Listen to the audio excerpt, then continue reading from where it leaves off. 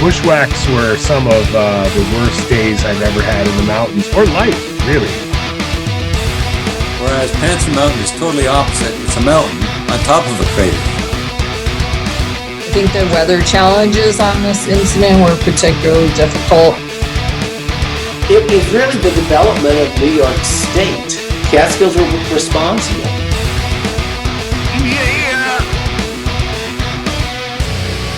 Now you're listening to Inside the Line, the Catskill Mountains podcast. So I had a whole intro. I do have a whole intro. This wasn't made by me. This was by Chat GPT. But when you say I have a whole intro, I'm thinking this is where you announce that you're changing the intro music. Oh, no, yeah, that's actually, thanks for that. That was the intro. How did you read my mind? Oh yeah, was it? Okay. So I'm wondering, why are people so like caught up in the intro? Like it's not that crazy. Because the rest of the show is just so fucking good that's the only thing that they can criticize us about is the intro music. It's just kind of got a little too distortion. No, I'm not going to say distortion, but just, that metal rigidity to it. They're thinking trees and swaying back and forth. That kind of goes with the hiking thing, not like, jagged metal edges of some shredded Black Sabbath stuff. That's not too crazy. I would even say it's on the edge of Led Zeppelin, like, You think that's what you think of Led Zeppelin? Really? Classic rock and roll? Led Zeppelin? That's, that was a little bit more harder than yeah, it was, but it's pre-metal, wouldn't you say? I would say, not that I'm an expert on all things rock and roll, but it is right on the edge of pre-metal, pre-Black Sabbath. But before we get into it, while we're on the topic of music, rock and roll, ready for this? I have a friend who is on the nominating committee for the Rock and Roll Hall of Fame. No shit.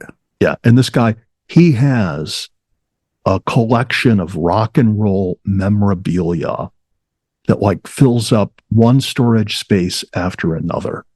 It's insane. And they do nothing with it. Well, he's got so much stuff. It's not even in his house on display. It's like in storage. But he's been basically a rock and roll historian going back to the 60s. Wow. Yeah. Unbelievable. Pretty cool guy. And I think he gave it up. That he and a couple buddies of his used to go around playing rock and roll in dive bars. That was their thing. Same. All right. So let me do the intro. So welcome to 168 of Inside the Line, the Catskill Mountains podcast. Tonight, motivational speaker Tia Banks will be on the show to chat about her story of resilience that will have you ready to tackle any trail or life challenge that comes your way. We also chat about her volcanic summit peaks. Peanut the squirrel, a Catskill town, loses its FEMA assistance, and a bear cub found skiing at Hunter Mountain. Not really skiing, but he was He was on the slopes. So they were on the slopes. Somebody stole his ski gear. That's what I hear. I heard this damn snowboarder probably freaking went down the mountain and crushed him. So, all right, first things first, big, huge thing. So New York Republicans push Peanuts law after beloved pet squirrel killed by state's agents. So we talked about this before, Tad. Peanut the squirrel was killed by DEC after he was found in a residential home not being registered as a rehabilitation animal. So the bill, this is called Peanuts Law, the Humane Animal Protection Act, will require a 72-hour waiting permit before the DEC can euthanize any seized animal. It also gives animal owners the chance for hearing before the state puts down their animals. Peanut and another pet raccoon named Fred were taken from Mark and Daniela Longo's upstate farm last October after someone filed an anonymous complaint. Shame on those person who filed an anonymous complaint on a raccoon and a squirrel. Let's find out their names, Tad. research, please. Both animals were killed and tested for rabies. Both tests came back negative. Peanut had a huge following on Instagram and Facebook and social media, and he was adorable. Once this happened, I gotta admit, when we followed it, shit hit the goddamn fan. It was absolutely insane. And then, of course, like one of those social media presences, shit hit the fan and then disappeared. So now we're hearing about it, of course. And we talked about it a week or two ago that the new DEC instructor informant was starting like a new law about this or looking into it. Yeah, they were going to start an investigation. And our joke was they start the investigation, they never finish the investigation, and they just say, well, that's ongoing. We have no comment because we're still investigating that. Yeah. So since then, apparently a Republican state legislator has introduced a bill that would require a 72-hour waiting period and an opportunity for a hearing before you can euthanize somebody's animal. You think that's going to happen like 72 hours? Someone's going to get a court hearing. Does that actually happen? Well, yeah. I mean, it happens all the time. I mean, sometimes people get arraigned within hours of being apprehended by the police. They go in front of a local magistrate or judge and they enter their plea, and then they're either released or they're incarcerated pending a further hearing. That happens, until recently at least, all the time. Yeah. And we heard, I didn't know this about the time. I mean, I know I got to admit, you know, I drive a Tesla, but I don't really follow Elon or President Trump and stuff. But they weighed in on this and they said the whole squirrel thing on Joe Rogan's podcast. I've never listened to an episode of Joe Rogan's podcast. Yeah. He's an absolute. Yeah. I heard he listens to us, but we don't listen to him. Yeah. So just want to make sure we're straight on that. But at the time, Elon Musk had posted what I guess formerly was known as a tweet. I don't know what they call them now on X. But he posted, "Go out there and vote for Peanut. How can it be that we live in America, supposedly land of the free, and the government can barge into your home with guns?" So that was at the time Elon Musk's post on X, and I just compare this at the present time that apparently we're more willing to give protection to the euthanization of animals than we are to people in this country, people who by their appearance seem to be from Latin American countries, and people that can be picked up off the street without a warrant, without any process by a judge, and transported to another country and kept in a prison there. Of course, I'm speaking of Albrego Garcia, who recently was deported and sent to a Salvadorian mega prison for terrorists, all without a 72-hour waiting period, all without a hearing. But apparently Peanut the squirrel was entitled to, or should have been entitled to, a 72-hour waiting period. Jesus Christ. Some level of due process. I have to point that out as being a fundamental inconsistency in government. So there you go. There's I'm pulling back on the reins and trying to remain cool, calm, and collected without coming across as ranting about this. So that's it. That's all I have on this topic, Stosh. We can move along. What is it that Forrest Gump would say? Right? What was that? No, he had that phrase about that's all I've got to say about that. That's all I've got to say about that. Yeah. So there you go. I agree with you. And, you bring this up, and that's absolutely insane to think about. And let's steer away from politics. So the Longos who ran an animal sanctuary said they were never told why their pets were taken. They hope the new bill will stop similar cases. Longo said, "I sit here, try not to cry, but passing this law with movement will make sure animal rights not overlooked anymore." So we'll see what happens within the next. I don't know. DEC usually takes 8 to 10 years to resolve certain things, like a bridge being built over the Neversink or a simple kiosk over in the Panther Mountain area. Let's hope it takes them that long to come up with some type of restrictive management plan on bushwhacking the trailless mountains over 3,500 feet. Yeah. You talk about that. Funny thing. I was looking at the Strava heat maps lately. That's have you looked at that? No. Ever? It's interesting to see. The Strava heat maps will show you kind of like where the places where people, of course, have used Strava have been.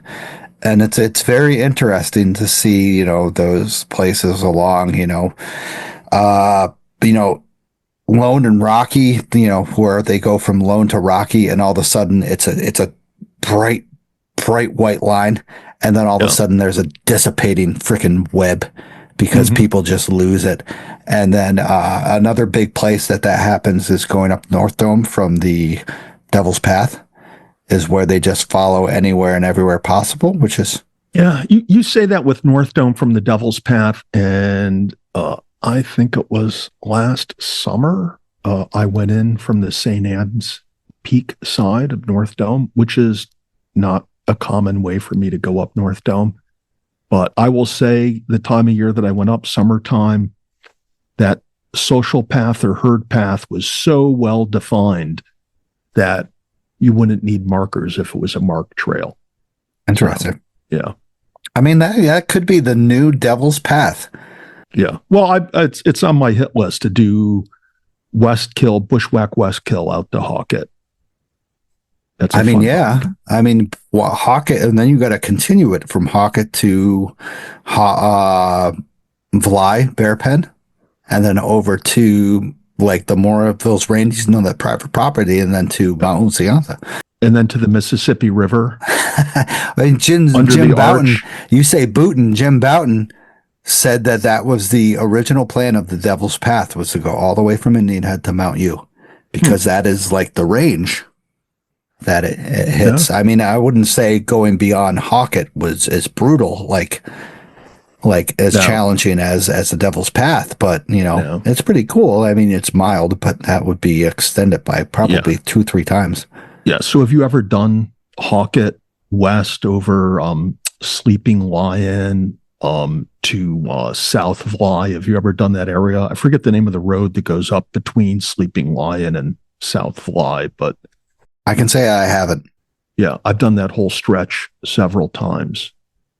I heard it's very, very, there's like a lot of artifacts, like dishwashers and... Yeah, there's those up there. But it's also, it's all hardwoods. There's a lot of undergrowth. You start getting into those Western Catskill pricker groves in there. But I'm sure if it was a trail that you would be working around those, but of course. It's not something that's got a lot of high geological intensity or old growth. And it's not something that we're going to see in the next 5 to 10 years. No. Not at all. Not at all. If we can't see something about the, like you said, the herd paths being developed, it's not going to happen, because that's been going on for years upon years.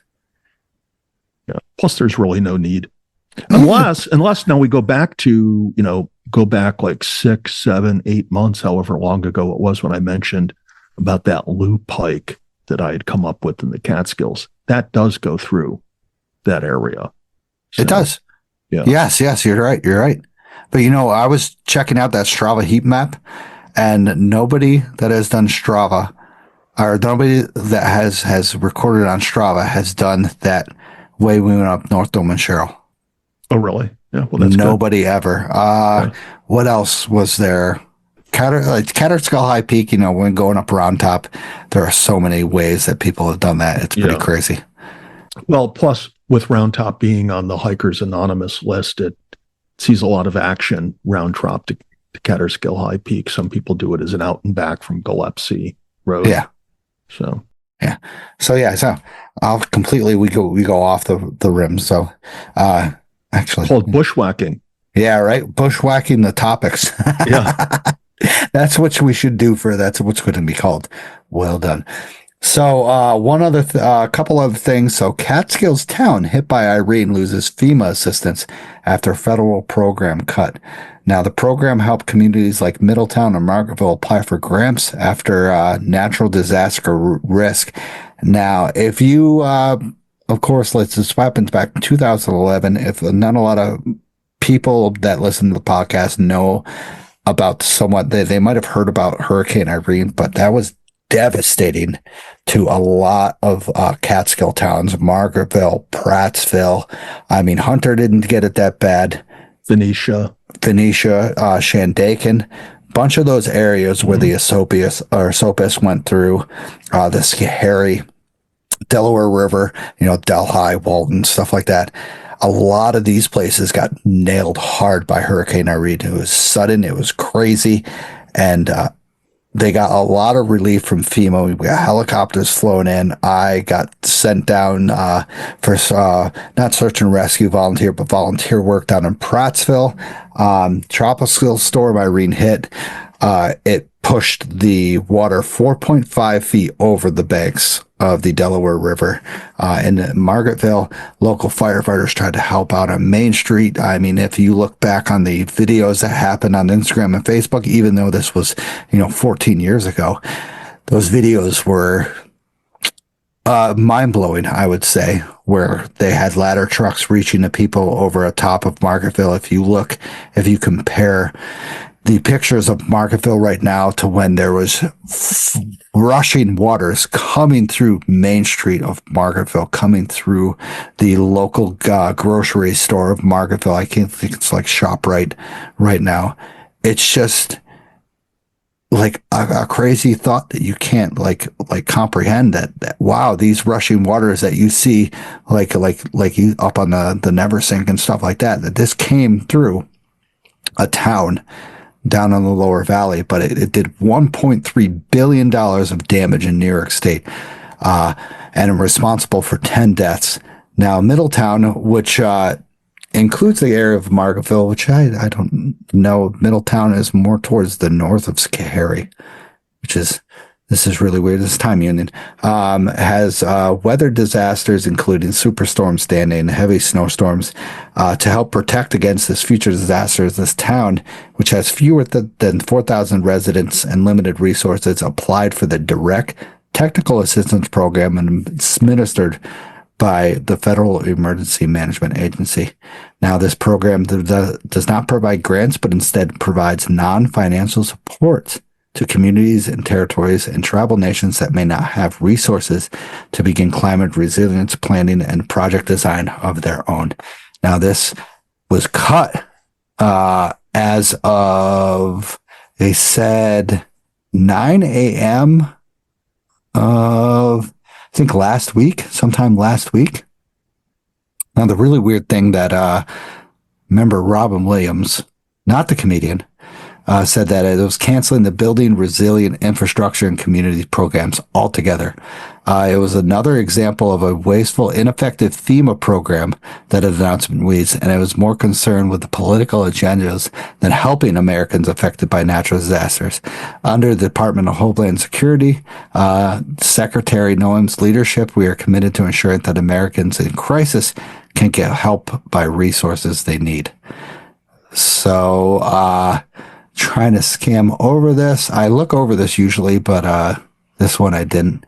This area, basically Margaretville, has very little cell phone service, and is definitely a kind of a difficult area to communicate in. So, like I said, once this area, 2011, I can remember helicopters flying in, rescuing people from Prattsville, from Margaretville and such, rescuing families and such, that it was a big, huge impact on the area. And it's, when I drive through Prattsville, I still see houses that have the mud lines from 2011 up on their areas. I still see abandoned houses, which are somewhat making their way. Same thing with Margaretville, same thing with Phoenicia.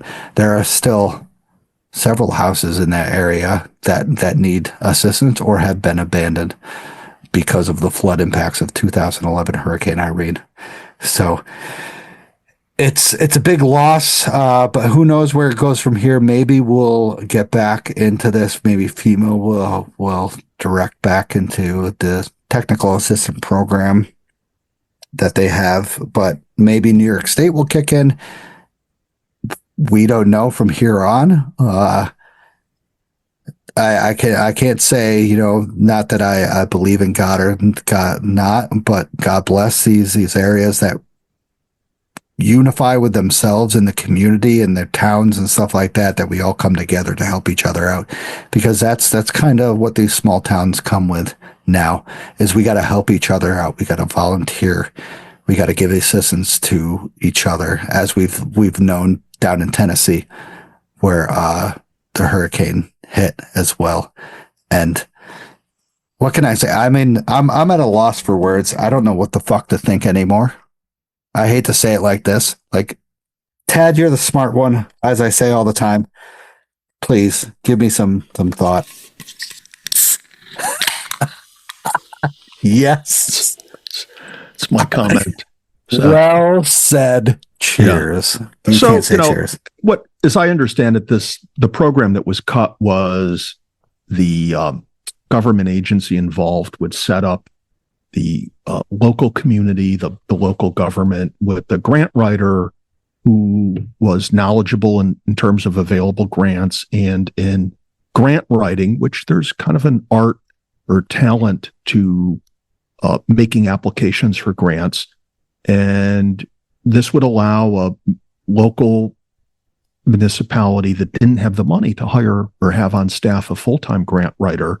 They would be able to get a professional grant writer to work for them at no cost. And then that grant writer would make applications for the community to get grants for local necessary projects, et cetera, et cetera, et cetera. So it's a shame that that assistance is not being made available to local communities, particularly when supposedly this money is still out there for the grants to be issued, but now you're just not going to have people applying for them. But that's not to say that your local government can't go out and hire an outside contractor to be the grant writer for them. Or there are certain state agencies, or in some counties, there's a county office for grant writing, things like that. So it's not the end of the road for these individuals, but it's just, I think, an example of the federal government being transformed from a helping hand to not having that helping hand out there to assist local communities in situations where they're overwhelmed by natural disasters or other things like that. So there you go. After cracking open my beverage, that's what I got to say about that. Yeah. And it's tough up here. Once again, we have small communities. The assistance is basically for, I hate to say it, New York City and such, you know, for the reservoirs. And it's tough to keep up with stuff, especially with, once again, natural disasters that happen out of our control, that, you know, the only thing we can get is assistance from New York State or the government. Mm-hmm. And well, in many instances, what you have is government often should be viewed as acting like a big insurance company, where you have these localities that have a 25-year storm, a 50-year storm, or a 100-year storm that hits them, you know, at some point in time. The municipality is financially overwhelmed by the infrastructure devastation. They don't have the financial resources to rebuild. So they rely on that big government budget pool of money that's, you know, funded by millions of taxpayers for them to draw on. And, you know, really that's necessary for people to stay in communities and to build enterprise in that community, businesses in that community. It needs to be able to rebound from these significant natural disasters. And it's kind of a shame that government, at least federal government, seems to be pulling away from that function. Yeah. And like you said, you know, this happens. It doesn't happen every year. We saw 2011. It's 2025. So 14 years. There hasn't been a major flood like that. Before that, 2011, I can remember 1996, there was a massive flood in my area. So I can only suspect that, we didn't have social media back then, that there was one down in the Catskills. It's took the life of people up at where I lived, where we have the Otsego River and not just the Delaware and the Esopus and stuff. The Schoharie, massive flowing mountains that flow into these areas. So it doesn't happen often, and it's crazy. So God, that's what the hell is with our negativity in this freaking podcast. Yeah. Let's talk about hiking. You're like Stosh. You're freaking ruining this show with your goddamn freaking. Yeah. All right. Let's go above the 2750 elevation. And although I did have my moderated political rant earlier, dude, I enjoy that, and I especially enjoyed the cracking open the beer for your answer. I've been dying to do that. It's not a beer tonight. There's a whole story behind what I'm drinking tonight, but we'll get to that. We'll get to due that time. So, last topic of shooting the shit. On March 15th, employees at Hunter Mountain Resort in the town of Hunter, of course, contacted the DEC to report a bear cub along the Madison Square Ski Trail. Now, resort employees managed to get the bear off the trail in nearby woods. Ecos Police, Miriam and Palmatier responded to the location and discovered the cub hiding in tall grass adjacent to the ski trail. Now, the cub appeared malnourished and dehydrated and moves very slowly with no mother in sight. The officers contacted the great operation of Friends of the Feathered and Furry Wildlife Center in the town of Hunter for assistance, and together managed to safely catch the cub as it unsuccessfully attempted to climb a small tree. The cub, believed to be more than a year old, weighing only 15 pounds, was transported to the rehab center where it received care until healthy enough to be released back into the wild. Friends of the Feathered and Furry Wildlife Center reports that the younger bear is improving and now weighs approximately 21 pounds. Absolutely fantastic. I hear these success stories with Friends of the Feathered and Furry all the time. The podcast have donated to them, and I believe in their wildlife center, and I support them 100%. Awesome experience. Kudos to the mountain resort, to the Hunter Mountain employees for calling the DEC and calling the DEC for calling the Friends of the Feathered and Furry. They work well together. I see a lot of success stories from both of them. So, do you have a clue of where the Madison Ski Trail is? No, I don't. Okay. Yeah, I know you don't like Hunter Mountain as in terms of skiing. That's true. That's true. I'm trying. Just a basic fact. Yeah. That's true. If it was the only place open in the spring, I would go skiing there. But these days, Bel Air seems to have a longer season than Hunter. They actually have. Yeah, it wasn't that way 25 years ago. Hunter, back in the early days of snowmaking, Hunter had a phenomenal snowmaking system. They were really on the leading edge on a lot of things, but I think snowmaking technology has become somewhat universal these days in the state of New York, having all the money it has. Correct. It has really, I mean, when you look at some of the equipment at Bel Air, it's like, wow. It's a little bit better. It's a lot better. So. Okay. Yeah, I can't find any easy, fast information on where the Madison Square Ski Trail was. But what do you think about this awesome situation? With the bear being taken to rehab, gaining almost half its body weight, and improving, that's great. That's a happy ending. Yeah, they do a great job. Friends of the Feathered and Furry do a great job, of course, helping rehabilitating animals in the wild and the Catskills. I know they've done a lot of bald eagles, snow owls, stuff like that. I've had them on the show previously. I can't remember. It was in the 60s, I believe. Just not the 60s as in the year, but the 60th episode. So that's a dig towards me, I take it. Yeah, you're right. So So congratulations once again to the DEC, Ghost Police and stuff.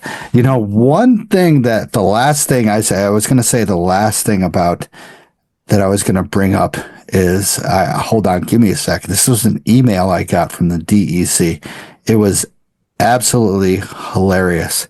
So the DEC reminds New Yorkers to avoid close encounters with seals. This was an email sent out. Yeah. I thought we were going to bring up that during my recent hike, because I did run into a couple seals when I was up on South Double Top recently. I thought so. So. So yeah, I think they were the white seals. Did you stay within 150 feet like you have to poop on and pee on trail? I didn't poop or pee in the vicinity of the squirrels or the seals. All right. So the DEC recommends keeping at least 150 feet from marine mammals, which include whales, dolphins, porpoises, or seals, and resist the urge to intervene when animals come ashore. So as stewards of the environment, it is a collective responsibility to protect New York State's wildlife. That's a new acting commissioner, Lefton, said. Maintaining a safe distance from seals is essential to safeguarding. Now, we might see more of these encounters with the Bear Mountain Trail closed as April 21st. So, May 21st, April 21st, April 21st. So, more seal encounters are coming. So, watch out. Be careful. Just stay away. I saw that email. I was like, interesting. Yeah. That's for hiking in the Catskills, that's must know information. Right. You might see some of them jumping off the first teal of Catskill High Peak. Or Catskill Falls. I heard that's like a new thing, is to hike with a seal. Oh, nice. Instead of a dog? Do they have permits on that? No permits required. You just need a special harness to get them up and over the rock outcroppings. But yeah, you're good to go. They come in handy for water crossings.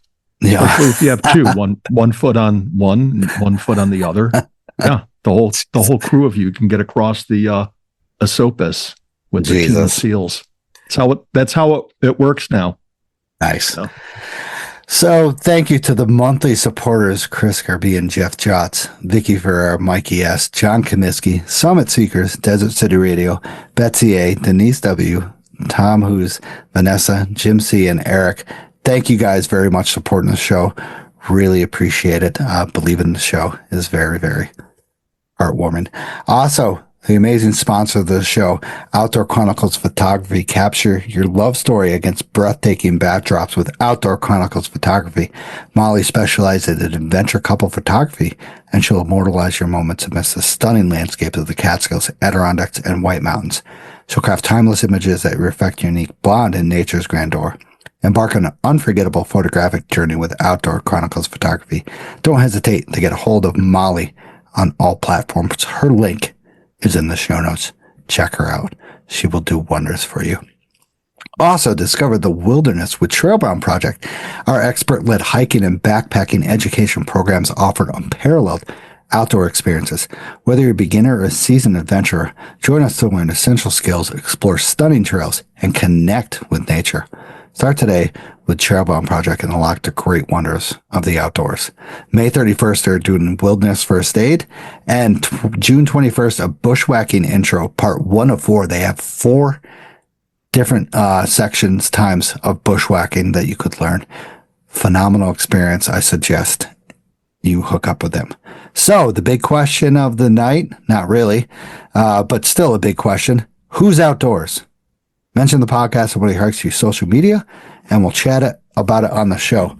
Tag us by typing at ITL Catskill MTN podcast on your post. Now, it's funny because I have been getting that wrong for the past, 12 episodes. I just did Catskill. You've been getting what wrong? The tag. Oh, yeah? Jeez. I did Catskill podcast instead of MTN. No wonder why we're not catching up to Joe Rogan. Right? Exactly. Jesus. Exactly. Okay. So Delta Triangle was at Catskill's Collectibles. Apparently she listened to the podcast, the episode with Catskill's Collectibles, and she went down there and checked out some really cool stuff and got some really great information about hikes. Yeah, I saw that post. Tom was a great guest, and when you see her post, his store looks really interesting. You can see a lot of really interesting things in the backdrop there. So cool. I agree, definitely. So glad you could once again we could connect the hikers and the people with the podcast to locally areas. So Tracy, Pink Pony 818, was once again out and about. I'm very jealous that she gets out this much. Very jealous. She said she had a great morning hike at Fennenstock with Roseanne. 3 hikes along the Appalachian Trail Loop for 5.6 miles. Did not get rained on. No other hikers, and did see a nice group of guys heading out to save the hemlocks from the dreaded woolly algid. So kudos to them. Pink Pony Tracy, can you tag those people if you talked about the woolly algid? I really want to get some more information about that. That's a good topic to talk about. The unfortunate ash trees that are going down because of those piece of shit insects. Ouch. So, yeah, sorry about to say about that negativity. Richie's Nature Escapes. My friend Rich was at Shokin High Point with Ranger. We underestimated the snow fall, but still had a great time. Richie told me, I hate to embarrass you, Richie, but he had to turn around.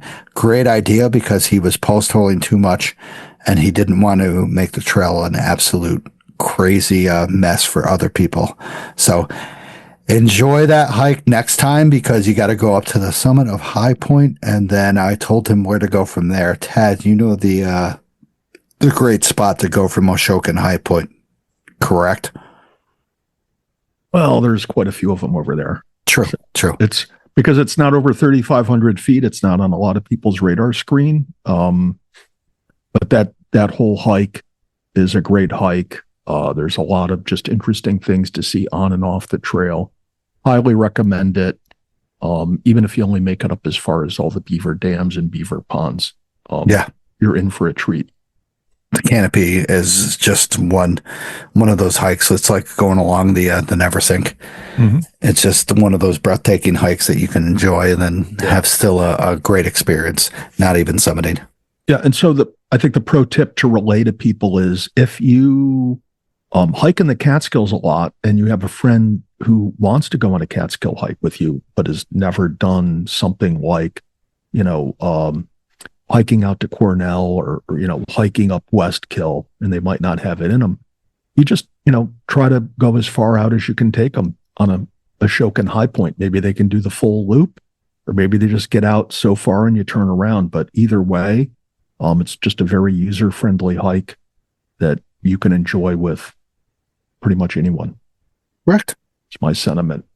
I agree. Yeah. And then you can go so much. And it's one of those hikes that kind of like towards the end, it gains a little bit of elevation, but not too much. It goes gradually and it's very nice. Yeah. If you make it to the summit and do that walk, I think it's generally to the northwest. It's rewarding up there. Or if you head in the other direction and bushwhack, it's also very interesting and unique. But like I said, in that area, there's a lot to see and do. Yeah, correct. So also, who else would we get in this but Who's Outdoors? So Tom Who's was at the amazing Ricketts Glen in PA. I've only heard wonder stories about this area. And it's full of waterfalls, full of awesomeness. I don't know. Ted, have you ever heard about this area? I've heard about it, and through Tom's stellar photographs, you get a true sense of like the majesty of that area. I mean, he posted some really nice shots. He was telling me through instant messaging that he uses an adjustable neutral density filter when he takes those shots, and it really shows. He does a wonderful job with them. So check out his posts at Who's Outdoors on Insta. Some nice stuff. Yeah, agreed. Ricketts Glen is one of those areas that I have on my list. So it's fantastic. So once again, thank you everybody who has tagged the show. Keep following the show.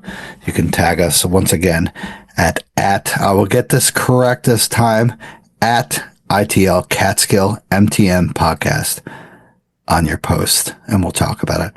Also, vote for us. Best Regional Podcast on the Chronogrammies.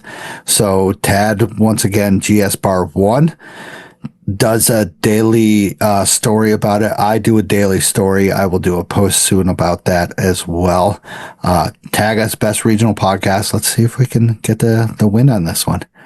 So I'm voting every day. You can vote each day, every day until May 15th. So do it.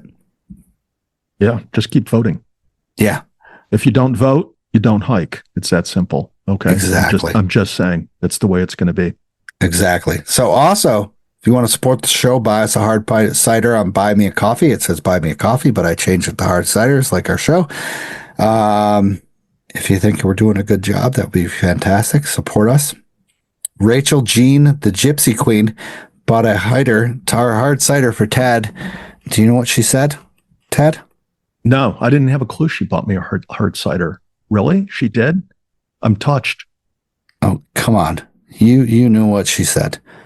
Oh, so Rachel Jean, the Gypsy Queen, said, for Tad, love you, bud. Personally, I just thought you were upset that you slept on the view overlook, with a smiley face. Yeah, well, I did take a nap up there. My buddy Rip Van Winkle and I, hung out for a while. So, but at any rate, that's what I'm having tonight in honor of Rachel Jean, the Gypsy Queen. I am drinking a 1911 original small batch premium hard cider, because when the Gypsy Queen buys you a hard cider, you drink it and enjoy it. So, are you enjoying it?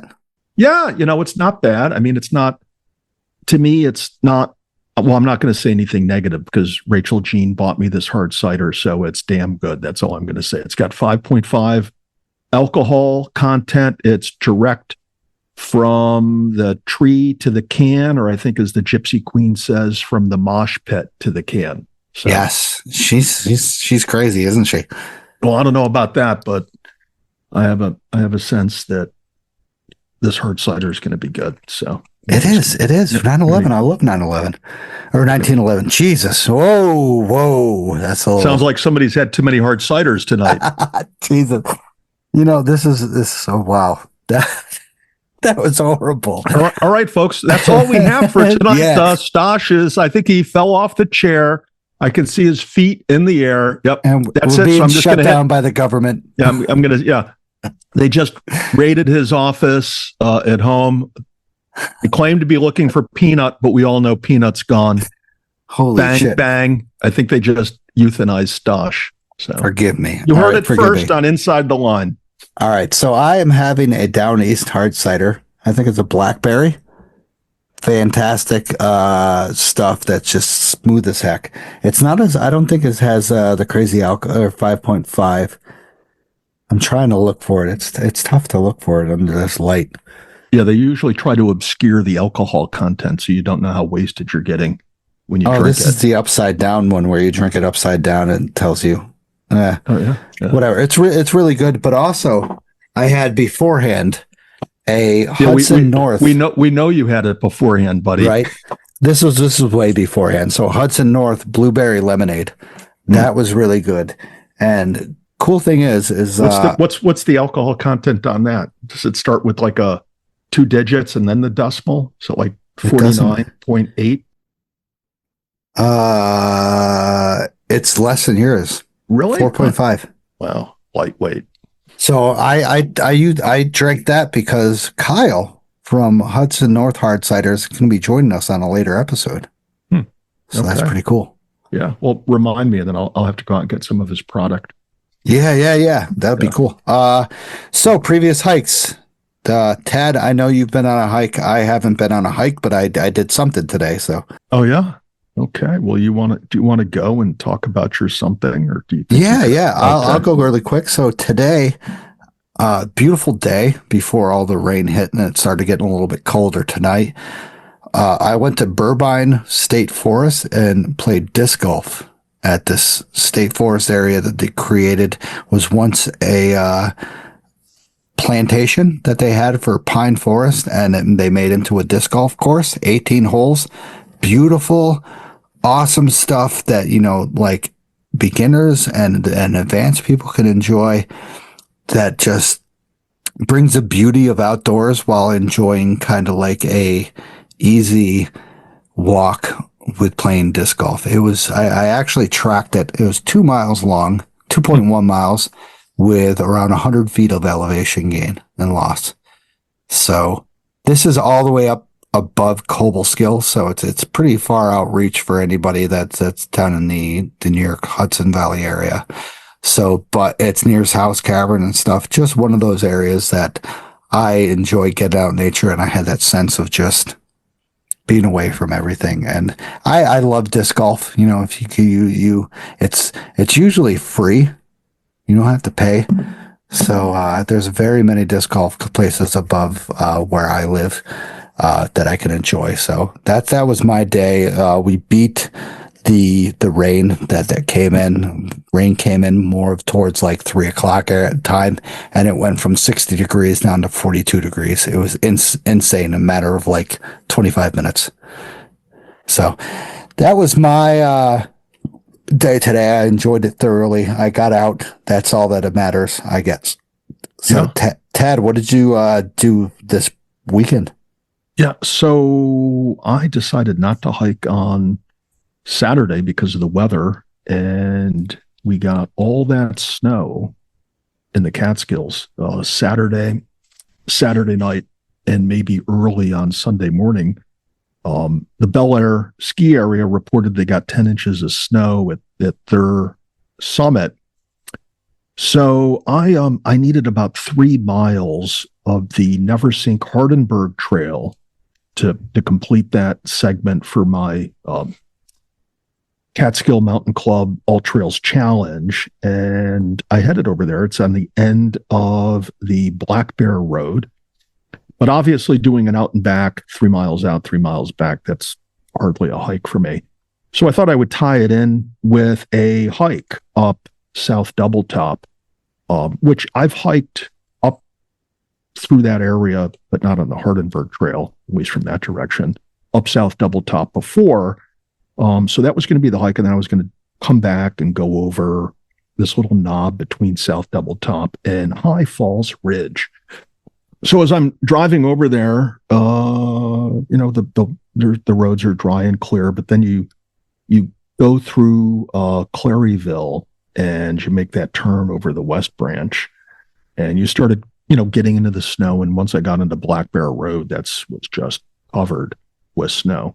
So at any rate, I'm hiking out the Neversink Hardenberg Trail. It's your typical, abandoned road, one lane wide Jeep trail.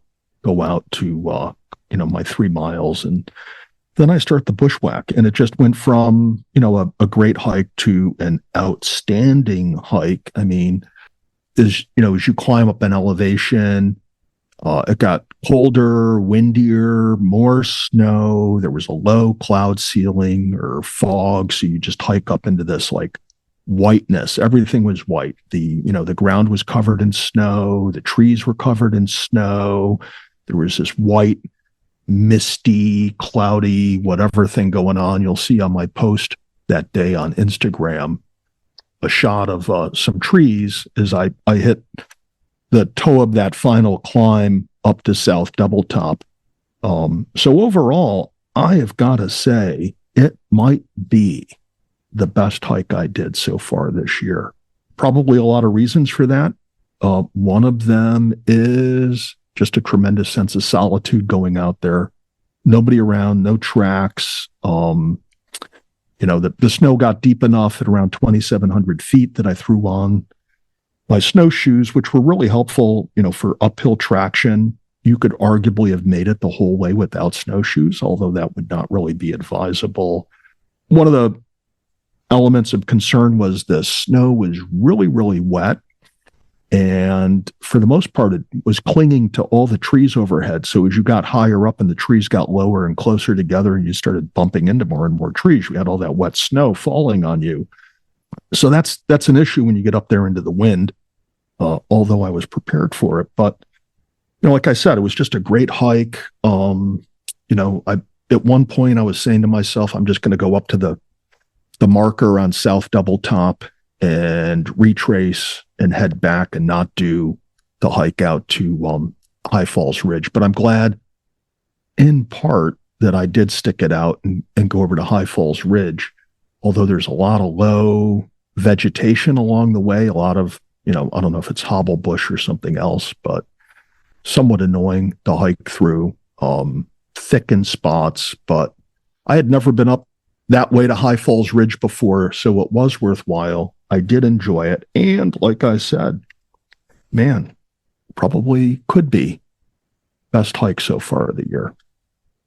So did you park at the end of Black Bear Road? Not at the bitter end, because I don't know how legal or not legal it was to park there, but the property owner had, done like one hell of a job of putting up no parking signs everywhere around there. Okay. And so when you're out basically at the end of a dead end road, you're going to be away from your vehicle for hours. And, my Jeep has got a soft top. There's no locking it up.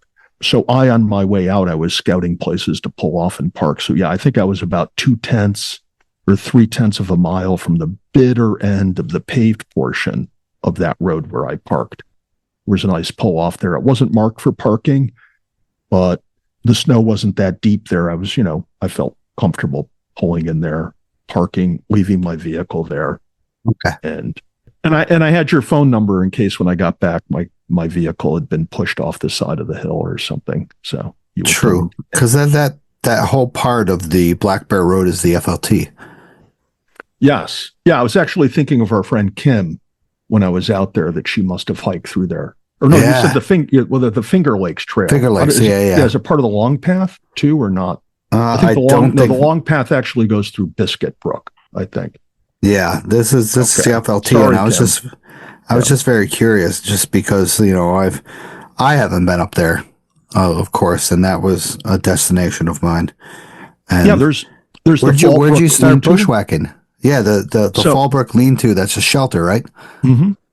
So you go past the lean-to, you continue on to where the trail makes a hard left, right around Bullet Hole. Do you see that on the map? Bullet Hole.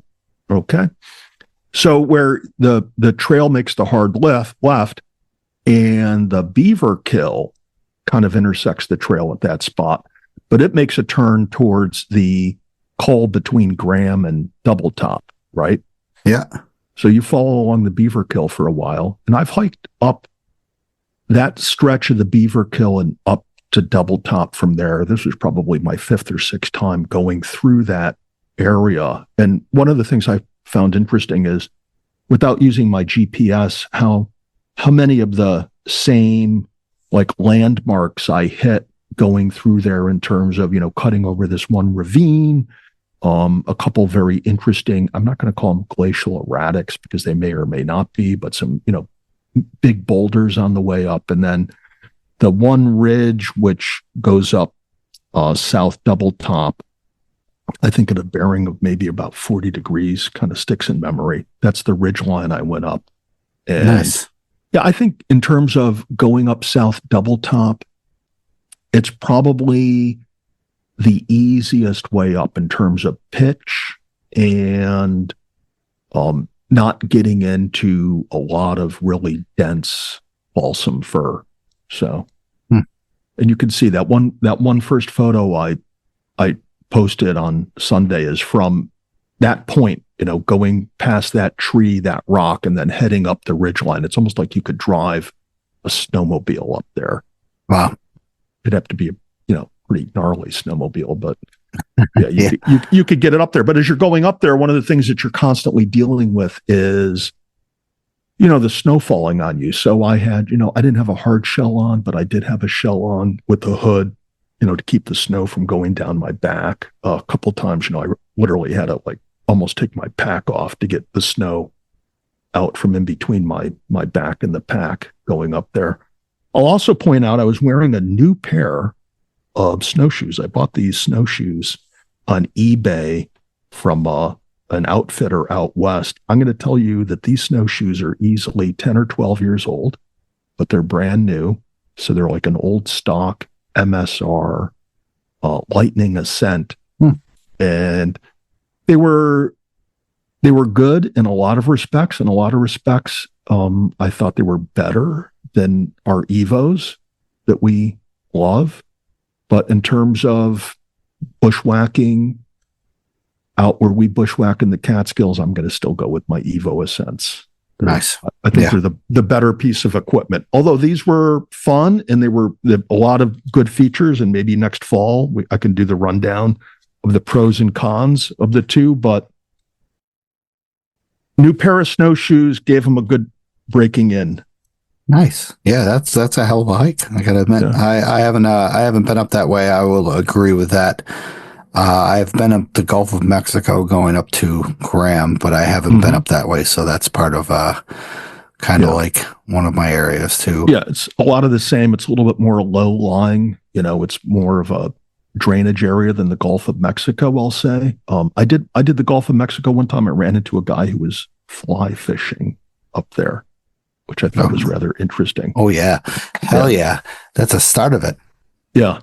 So, but he was, he gave me the whole lowdown how he wanted to go upstream to catch some wild trout. So that's he was definitely upstream. wild.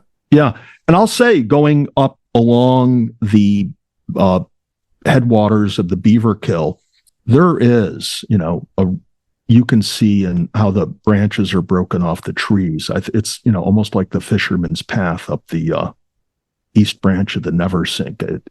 I think that sees a lot of activity. Other times I've been up there, I've run into what I call the Walmart camps, where you run into a lot of cheap abandoned camping gear.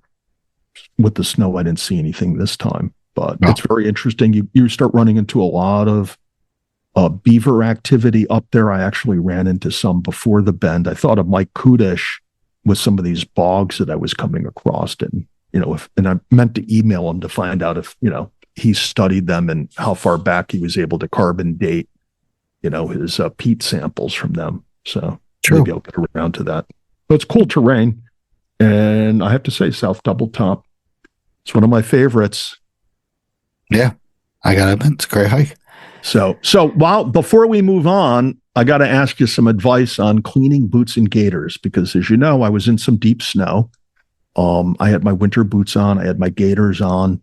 Really, if you asked me a week ago, I didn't think I was going to be using them again this season. So I got them all cleaned up last week, and then I bring them home on Sunday and they're all muddy and dirty. So I let them dry out. And then before we started the show tonight, I went outside and I cleaned off the dirt, shook off my gaiters and my boots and shook off all that dirt in the backyard. And as I was doing it, just as I was finishing doing it, what occurred to me? What if in that dirt that I just shook off of my boots and gaiters, there were nettle seeds? Ooh, yeah. You just mow them. But is it just going to make them multiply? Am I going to come home someday this summer and all around my house is going to be a nettle field? I mean, you went through with snow, so it wouldn't have nettle seeds, but later on. Well, the seeds could still be there. They could be germinating in my yard right now. Yeah. I mean, you're just brushing this off. I mean, this is I'm going to be losing sleep over this. Should I go out and get some Scott's? No, I think you're good. Should I get Agent Orange and spray? Should I get a crop duster and spray around my house to kill any potential nettle fields? We'll have to find somebody who flies a small plane to fly over your house. Okay. Yeah, I think so. I think you're fine. You don't have to worry about it. All right. Those are really reassuring words, Stosh. You're fine. Yeah. So volunteer, Catskill 3500 Club, Catskill Trail Crew, Catskill Mountains Club, Visitor Center, Jolly Rovers Trail Crew, Play Mountain Fire Tower. Volunteer. Tad might need that help over on that section that he did the Neversink Hardingberg Trail eventually. So also stickers. Get them at Camp Catskill or contact me for free stickers. Free stickers. Also, weather forecasts. So usually I used mountain weather forecast, but apparently they're changing and they are going pro, and you have to pay $24.99. That is yearly, I believe, for your membership benefits. So I find them useful somewhat, but their wind predictions and their wind chill predictions are somewhat hardcore off, but it kind of makes me prepare for what's happening. So if you think it's useful, go for it. If you don't, there are other places to check out. I wouldn't say it's Ted commented that they're expert mountains forecast with an LOL on the side. Yeah. I wouldn't say it's expert. I wouldn't say it's somewhat close, 50-50. So it makes you over prepare somewhat. Yeah, I haven't found them to be accurate this past winter. I think their forecasts have had higher wind speeds than I've seen out there, and they've given much lower wind chills than I've experienced. My understanding is all of these weather services, for the most part, get their weather data from the government. And then they have their own, then they just, they use government weather stations and other stations that might be on a network, but it's mainly government weather stations, government weather data.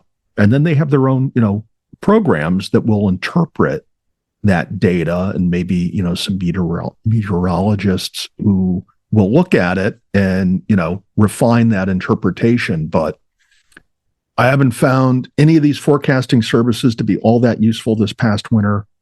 I'm a large proponent of looking at color radar before you leave the house to get a sense of what's coming in, because that's more real time than, yesterday's weather forecast. And then, just have like a big gear bag in your vehicle. So when you show up, if you got to change something or bring something extra, or, you can leave something behind that you thought you were going to need, you can right there at the parking area, refine your gear selection for the day.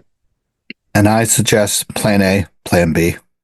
If you have one summit that is highly difficult, and you have, once again, the weather forecast change within a couple days and it becomes extremely difficult, go with plan B, which is a non-difficult area, or a pretty easy trail.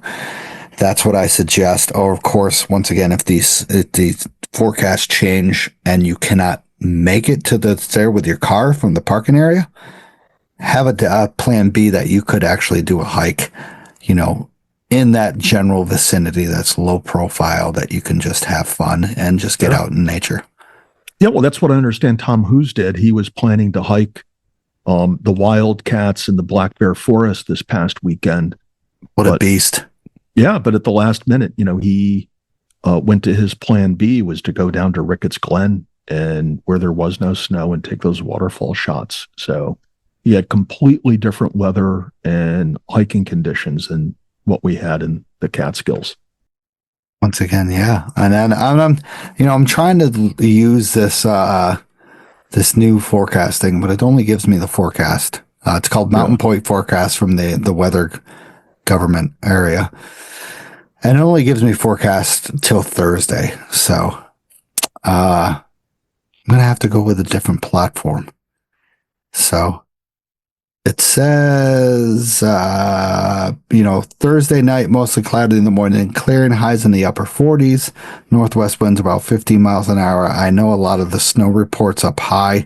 Snow has been melting as of today, and Plattekill, that has a 3-inch snow, I believe, had nothing today.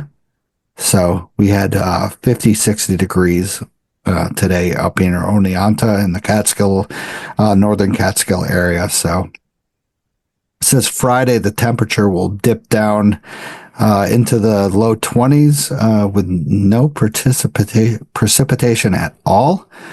But once again, this mountain weather forecast, I might have to find a total new platform. What do you suggest for something that we're going to go into?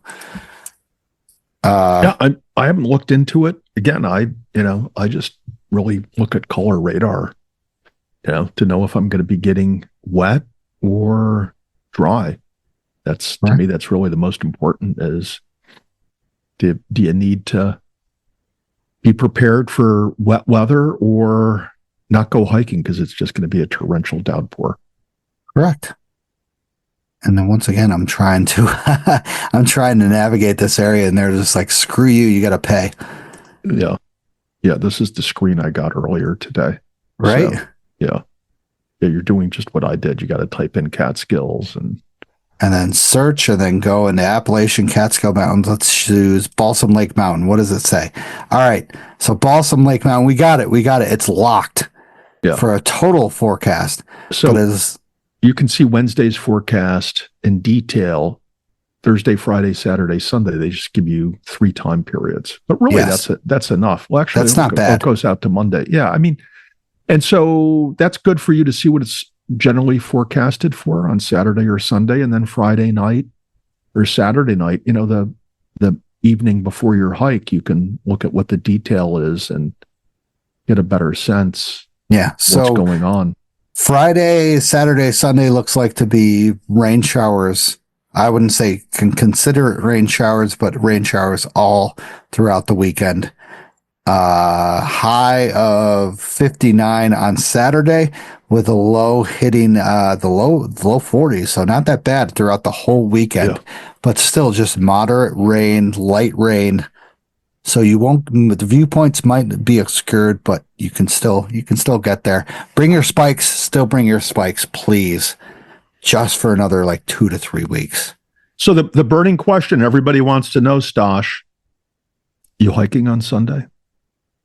What is this Sunday? Ooh, Black Bears are playing on the playoffs, so I might be back late. Are you hiking on Sunday? Well, I don't know. I'm going to look at the weather on Friday and see, because my forecast down here is showing Sunday, no rain. Okay, so if you're willing to get out a little bit later, I might go. It all depends what we hike. Yeah, I can come up with something. Ooh, excellent. We can do a fun hike. All right. So last set of sponsors when we get on to Tia. Let's do this. So discover Camp Catskill in Tannersville, your ultimate hiking store. Find top quality gear, apparel, and accessories for all your outdoor adventures. Our expert staff is to hear and help every hiker from beginners to seasoned pro. We also carry a variety of unique Catskill souvenirs and gifts, from anything from t-shirts to hats. Visit us online at campcatskill.co or in the store to gear up for your next journey. Adventure starts at Camp Catskill. Also embark on a transformative journey with Another Summit. Another Summit is dedicated to serving veterans and first responders with free outdoor activities. Activities like walks in nature, paddling, hiking, and even backpacking. Join our supportive community to rejuvenate in nature's embrace. Experience camaraderie, adventure, and healing at no cost. Take your next step with Another Summit and ascend to new heights of resilience and joy. Apply today at anothersummit.org. On May 2nd, they have Catskills base camping trip, and June 7th, they have women's backpacking trip. So check them out on anothersummit.org. All right, so let's get on to the guest of the night. Let's go.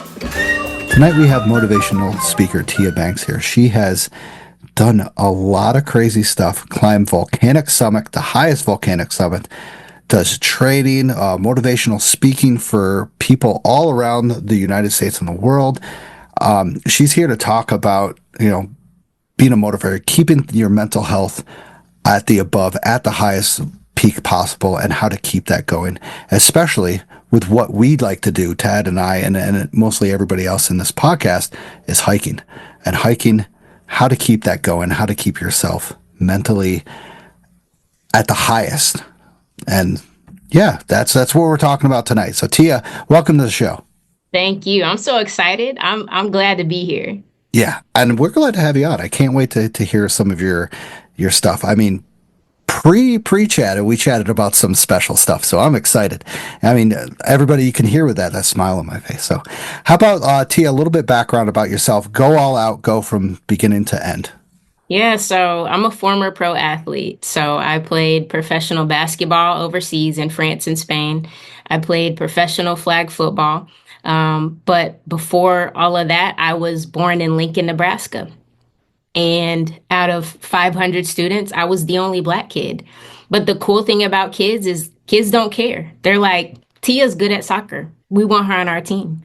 And so it wasn't until I moved from Lincoln, Nebraska down to Fort Worth, Texas, where I went into a school and it was 50% Black, 50% Hispanic, faces that looked like me, but I didn't sound like everyone else. And so I remember my teacher for the first time, she said, "Class, this is our new student." And I said, "My name's Latia Banks." And everybody laughed at the way that I spoke. They said that I sounded very proper. And I was even called an Oreo. So black on the outside, white on the inside. And I think that was the first time I experienced like I'm not good enough the way that I am. That was the first time I was like, okay, maybe I need to change the way that I walk, change the way that I talk, the music that I listen to. And I think, you know, I became a liar at that point.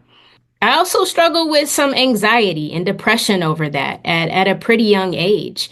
And so How old were you at this time when you moved? so this is middle school. Okay. I was about 11 years old in middle school. And you know, middle school, those years are a little weird anyway. But I want to share with you also, I was raised in a family where our motto was suck it up. Actually, my dad. You ever been told suck it up? I'm sure both of you have been told suck it up before.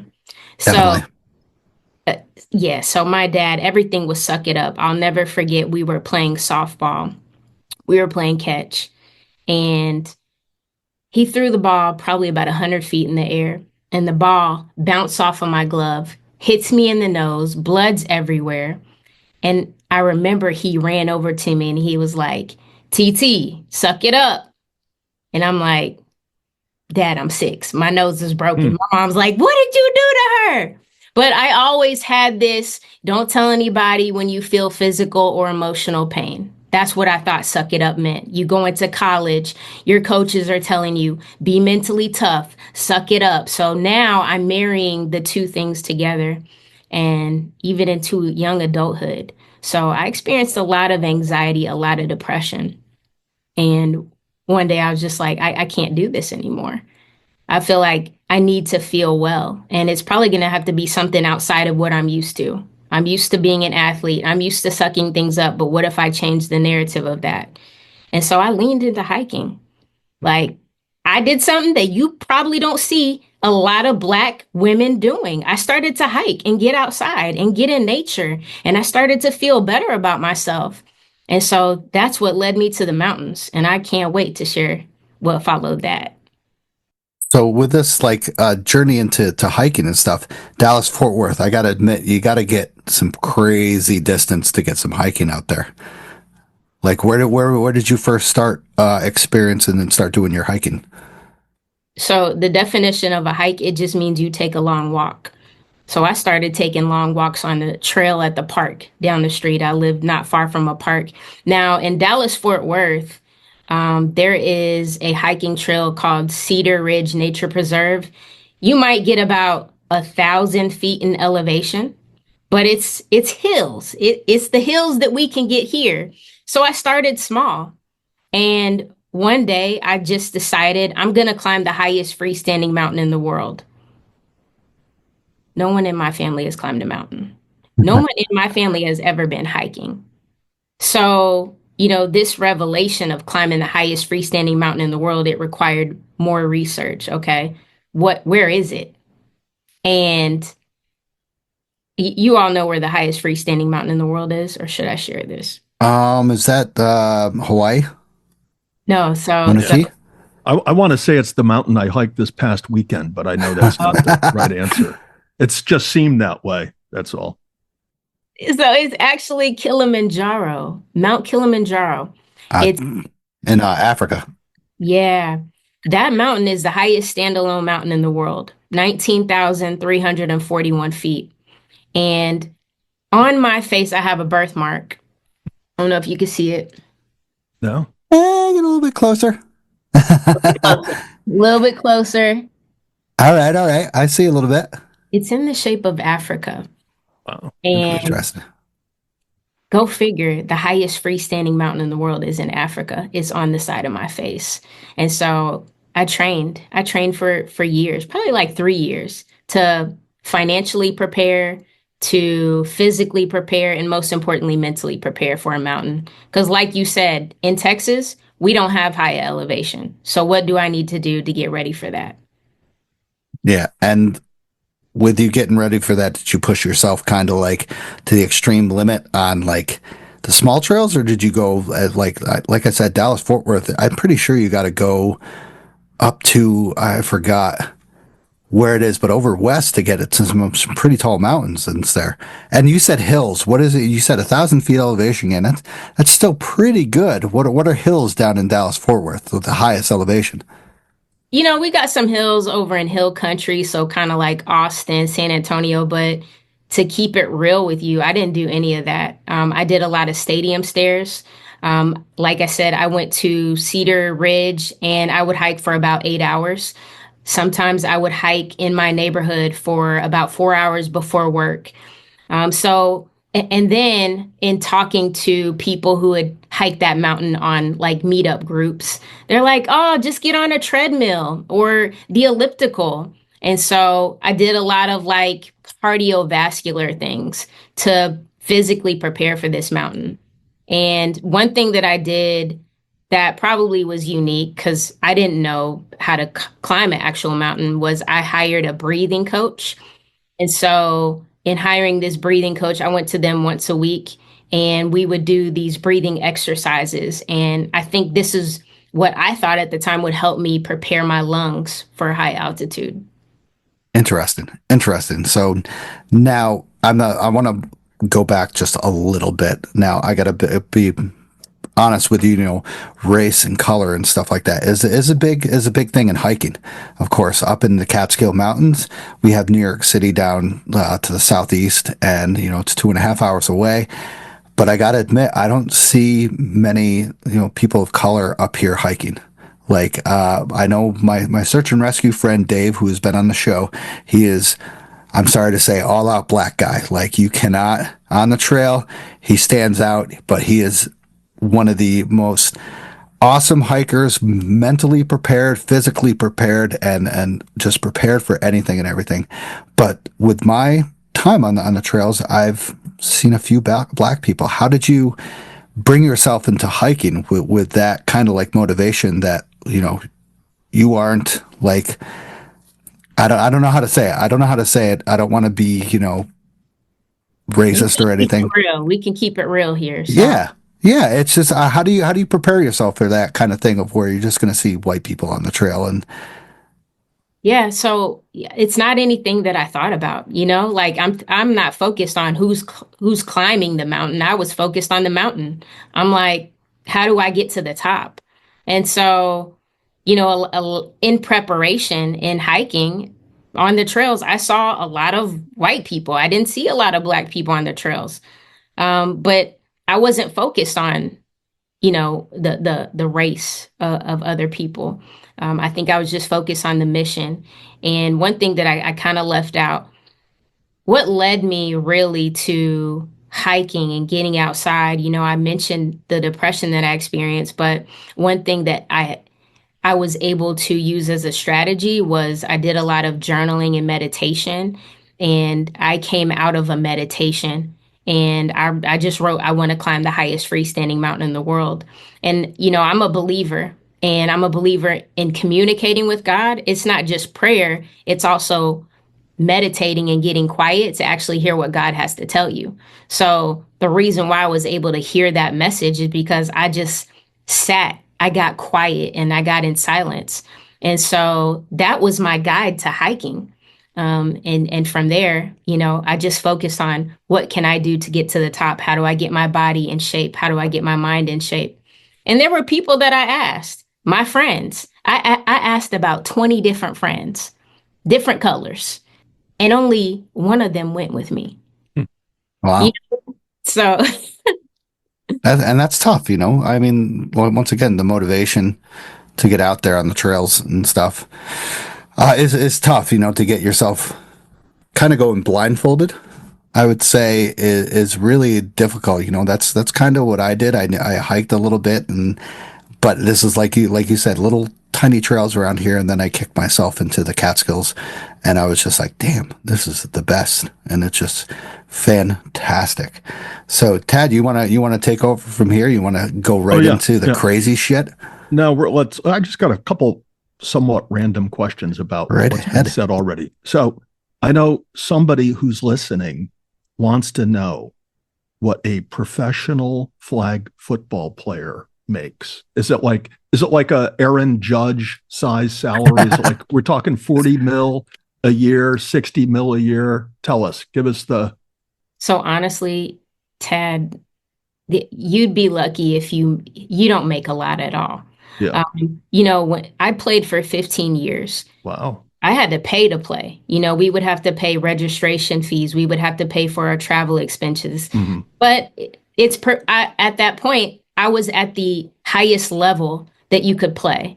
And so we would play in some tournaments where you could make $10,000 if you win, which, that's split through 5 to 11 people. You're playing for prize money. Prize money. Yeah. Gotcha. How about as a professional woman basketball player? What kind of money was that paying? Yeah. So right now, I think at the highest paid player is about 255,000. And that's the highest paid player in the WNBA right now. Which has probably got a few zeros less than what the highest paid male pro gets. Right. Oh, few? Yeah. I don't know. I don't follow basketball, but I know there's a huge disparity. Okay. So we're going to fast forward to my next, what kind of seems random question, but you mentioned you asked about 20 of your friends if they would go with you to climb the highest freestanding mountain in the world.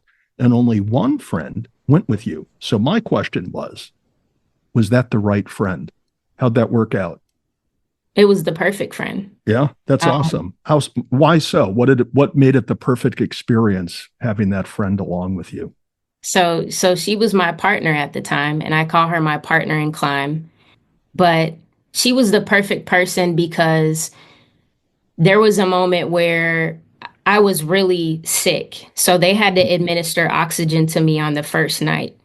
And she was one of the few people that could really motivate me. There's only a few people that can really motivate me. Mom, 2 of my best friends, and my partner in climb. And she was the best person because she was just like, Tia, you didn't come this far to come this far. You didn't come just because it's day one and you can't breathe. She was nurturing at the same time because she's a mother. And she was exactly what I needed on that mountain. There was a moment where I could even feel the winds. I lost 15 pounds on that mountain because I mentioned to you earlier, I will fast on mountains just because when you're sick, but also I don't like to have to use the restroom. And so unless I'm at base camp. And so there was a moment where I was very frail and the winds were knocking me down and I just was allowing it. And I remember feeling a hand on my back that was pushing me forward. And that hand, sometimes that's all you need to help you take another step. Yeah. But so you started hiking and such. You go to the highest freestanding mountain. So how did you get into the highest volcanic summit? How did this lead into that? Yeah. So when I came down from the mountain, the first mountain, which is Mount Kilimanjaro, I really didn't expect to keep hiking. I thought I was going to be one and done. But there's something about once you reach the top of something and when you feel that adrenaline rush after your body has healed and your mind has healed, it's like, dang, you kind of crave that adrenaline again. I hadn't been playing sports. I've just been in search of getting that high, the kind of high that you can't get anywhere else. And so I decided, okay, what else can I do? One thing that I did is I wrote a book, Mind Over Mountains. And then I decided, okay, I'm going to climb 7 volcanic summits on 7 different continents. And so in this mission, what's the next mountain? Well, why not start in North America? What's the highest volcano in North America? And the reason why I chose volcanoes is because I felt like everybody was after the 7 peaks, which is the highest peak on every continent. I personally don't have a desire to climb Everest yet, but if I've already climbed the highest freestanding mountain in the world and that just so happens to be a volcano, why not go after the 7 volcanic summits on 7 continents? And so I went to Mexico in 2022 and I took a group and we hiked Pico de Orizaba, and that is the highest volcano in North America, located in Puebla, Mexico. And 2022 took that group. None of us made it to the summit. Wow. None of us. A year later, I trained differently, had a different strategy, got a different guide, trained my body differently, ate better, ate healthier. And I made it to the top by myself with another guide. I had one guide. We made it to the top after 3 days, 2 nights. So, you know, now I'm on a mission to keep climbing and to keep summiting these volcanic summits. And so the next one I'm after, it's called Mount Gilwey, and it's located in Papua New Guinea. Wow. Now, with all these like volcanic summits and such, like the training and stuff, do these all need kind of like guides to help you go up and stuff like that? Or can some of these be done individually by yourself? So personally, I don't ever want to hike a mountain alone. I will always have at least one person, one guide. And the thing about the guides is that, I will always hire a guide, to the short answer. Because I don't want to have to think about the route. I don't want to have to think about the map. I just want to hike. I just want to climb. I just want to get to the top. And so I want to put my mental energy into that. So I'll always hike with at least one other person. I do enjoy a team because I'm a former athlete. So, I'm big on team. I love how it feels because I think when you hike with others, there's like an energy that can enhance the experience. And so I'm always after hiking with other people. In fact, next month I'm taking a group to climb the highest peak in Texas. And this is just a small 8,000-foot mountain. It's called the Guadalupe Peak. It's a fun weekend. And so I'm taking a group of others. And so I always say, like, hiking mountains is not just for me. It's about getting to the top, coming back down safely to help other people climb their mountains. Yeah. To get them kind of inspired to keep on hiking and stuff and achieve that next goal that they might have. Do you get a patch for doing all these volcanic summits? Everybody's talking about a patch. I'm hoping you get a patch for this at least. There's no patch, but you know what? When I climbed Mount Kilimanjaro, they gave me a certificate. I don't even know where it is anymore, but they gave me a certificate. I think it's just bragging rights, honestly. Yeah, that's a brag, I gotta admit. Yeah. I thought you got a credit card bill when you're done. You do. You get that. Yeah. You get that unless you have sponsors. Yeah. Why don't we go into the logistics of Kilimanjaro? Yeah. What was the planning? What arrangements were made? What'd you bring? What'd you learn? What would be your recommendation to Stosh and I when we set out to do it next weekend? Come on. So the organization. So I did my research on different hiking organizations, guides. So different guide services. I'm trying to think because I did this in 2021. Who the guide service was, I'd have to find it. But the cost was probably around $2,500.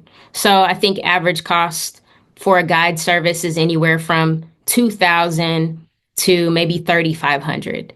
Okay, and then flight there is, you're probably right under 2,000, roughly 2,000 round trip. But it was a 7-day hike. And so we took what's called the Lemosho route. Now, mind you, there are about 8 or 9 different routes to get to the summit. The research that I did was what route is going to help me be most successful. And we found that the Western Breach is the most successful route that's helped climbers get to the summit of this mountain. So the Western Breach, it comes across, so diagonal up. And then the way you come down is you take, I think it's a Machame route, and you just go straight down. So it takes 6 days to go up. Now they do have options where you can do an 8-day, a 9-day.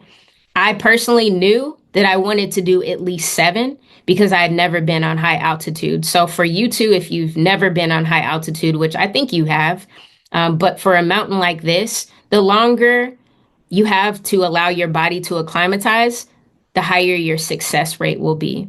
But I think 7 was a sweet spot because personally, I don't think I'd want to spend 8 and 9 days on that mountain. Every day is different, but you literally are hiking all day. And so when you talk about equipment, you have your day pack and just a regular hiking backpack is fine. But you'll also have your bag that has everything. So the guide service provided the tents. The guide service provided the food. All I needed was what extra clothing am I going to bring for the 7 days, which makes it really convenient for us. And here's the beautiful thing. When you pick the right guide service, they typically have porters. So just like Everest, they have Sherpas. Mount Kilimanjaro has porters that carries all of that heavy stuff, where all you got to do is carry yourself and your day pack, pack any kind of food for the day. The guide company that I use, they fed us 3 meals a day. So they fed us breakfast, lunch, and dinner. They had a porta potty. So you can pay a little extra for a porta potty. Now, the thing about this is we didn't get our porta potty till day 5 because the porters have to carry it from the base of the mountain. And so using the restroom is like a hole in the ground. They had like a designated space, but it's a hole in the ground. And so that, and the only way to really like bathe yourself is they bring you a bowl in the morning of hot water, wash your face. That's it. Bring some hand wipes if you want. But, the goal is to pack fairly light. And so you just make do with what you can. My partner in climb, she got really sick. So she got copper poisoning. She had a water bottle that was made of copper. And after 2 days, she ended up getting copper poisoning. So now anything that she's taken in, any food, any liquids, it's coming out. So she was sick for about 2 days. And so there were moments where she needed me to like encourage her and motivate her. I would say the most important things that you'll want to bring is the right set of people. I personally don't like to hike with negative people because you feel all of that negativity. And let's be honest, hiking a mountain is uncomfortable. Correct. Yeah. Some uncomfortability to it. But if you have people that you enjoy, if there are people that can have great conversation with, or, as long as the energy is good, like the experience will be a lot better to help you mentally overcome those moments where the mountain is taking you over. So let's talk about those moments where the mountain is, trying to take you over and TT needs to suck it up. So let's hear about some of those. Yeah. So, honestly, my whole experience sucked. I was sick before I even got to the mountain. So I got to JFK Airport. This was on a Friday. We caught our flight at JFK Airport. And I rarely get sick, but it was like I sat down in my flight and I just felt so fatigued. I felt like I started to sweat and I had the chills at the same time. It was really COVID-like symptoms. But thankfully, I didn't have COVID. My body just felt like I did. And then I'm starting to cough at the same time. So when we get to the airport in Africa, they gave me the COVID test. My results were negative, but I've got congestion. I've got runny nose. I've got the chills. I'm fatigued. And so the first day of getting there, you have a day to like pack. You have to meet with your guides to go over what the trip's going to look like. I was sick the entire time. And so, I'm taking medicine, but the first day, which was the next day after we arrived, we hiked for about 3 hours and I'm coughing the entire time. I'm feeling like I'm having an out of body experience because I'm also at an altitude my body has never been at. So by the time we got to the campsite, they had to administer oxygen to me. So they had this little tank of oxygen the size of this microphone, and they put the mask on my face, and I'm just like, I don't have any medicine. There's medication that you can bring for altitude sickness, but I'm like, I don't need that. I wish I brought it. So they give me oxygen. And, in that moment, that was a very challenging moment because I'm an athlete and I don't see anybody else struggling. Now, mind you, even though I only brought one person, there are other people hiking. There's other groups that come together at camp and everybody's laughing. And I'm like, I'm the athlete. But so I'm comparing myself to other people's experience and I'm frustrated at the same time because I'm hearing my dad like, are you going to give up? Like, this is just day one, TT. Are you about to give up? And I really wanted to. I was like, nobody else in my family has done this. I have nothing to prove. But that suck it up, well, that's when it kind of came in handy, especially when the oxygen finally reached my lungs, especially when I could think logically and say, okay, sometimes these experiences, they may suck, but that doesn't mean you have to give in to them. I started to use a resilient skill that I actually practice in my training, which is positive self-talk. And so I just really spoke life over myself. And I said, all right, I can breathe. No, this does not feel good. This was not toxic positivity. I was real about how I felt. But I said, okay, if I'm still standing and my legs are here and I'm able to keep taking steps, I'm going to keep taking steps. And so it was day 2. I just put my backpack on. I'm locked in step by step. And people say, it's one step at a time. It really is on a mountain. You really cannot focus on anything other than that next step. That first night on the mountain, what was your elevation?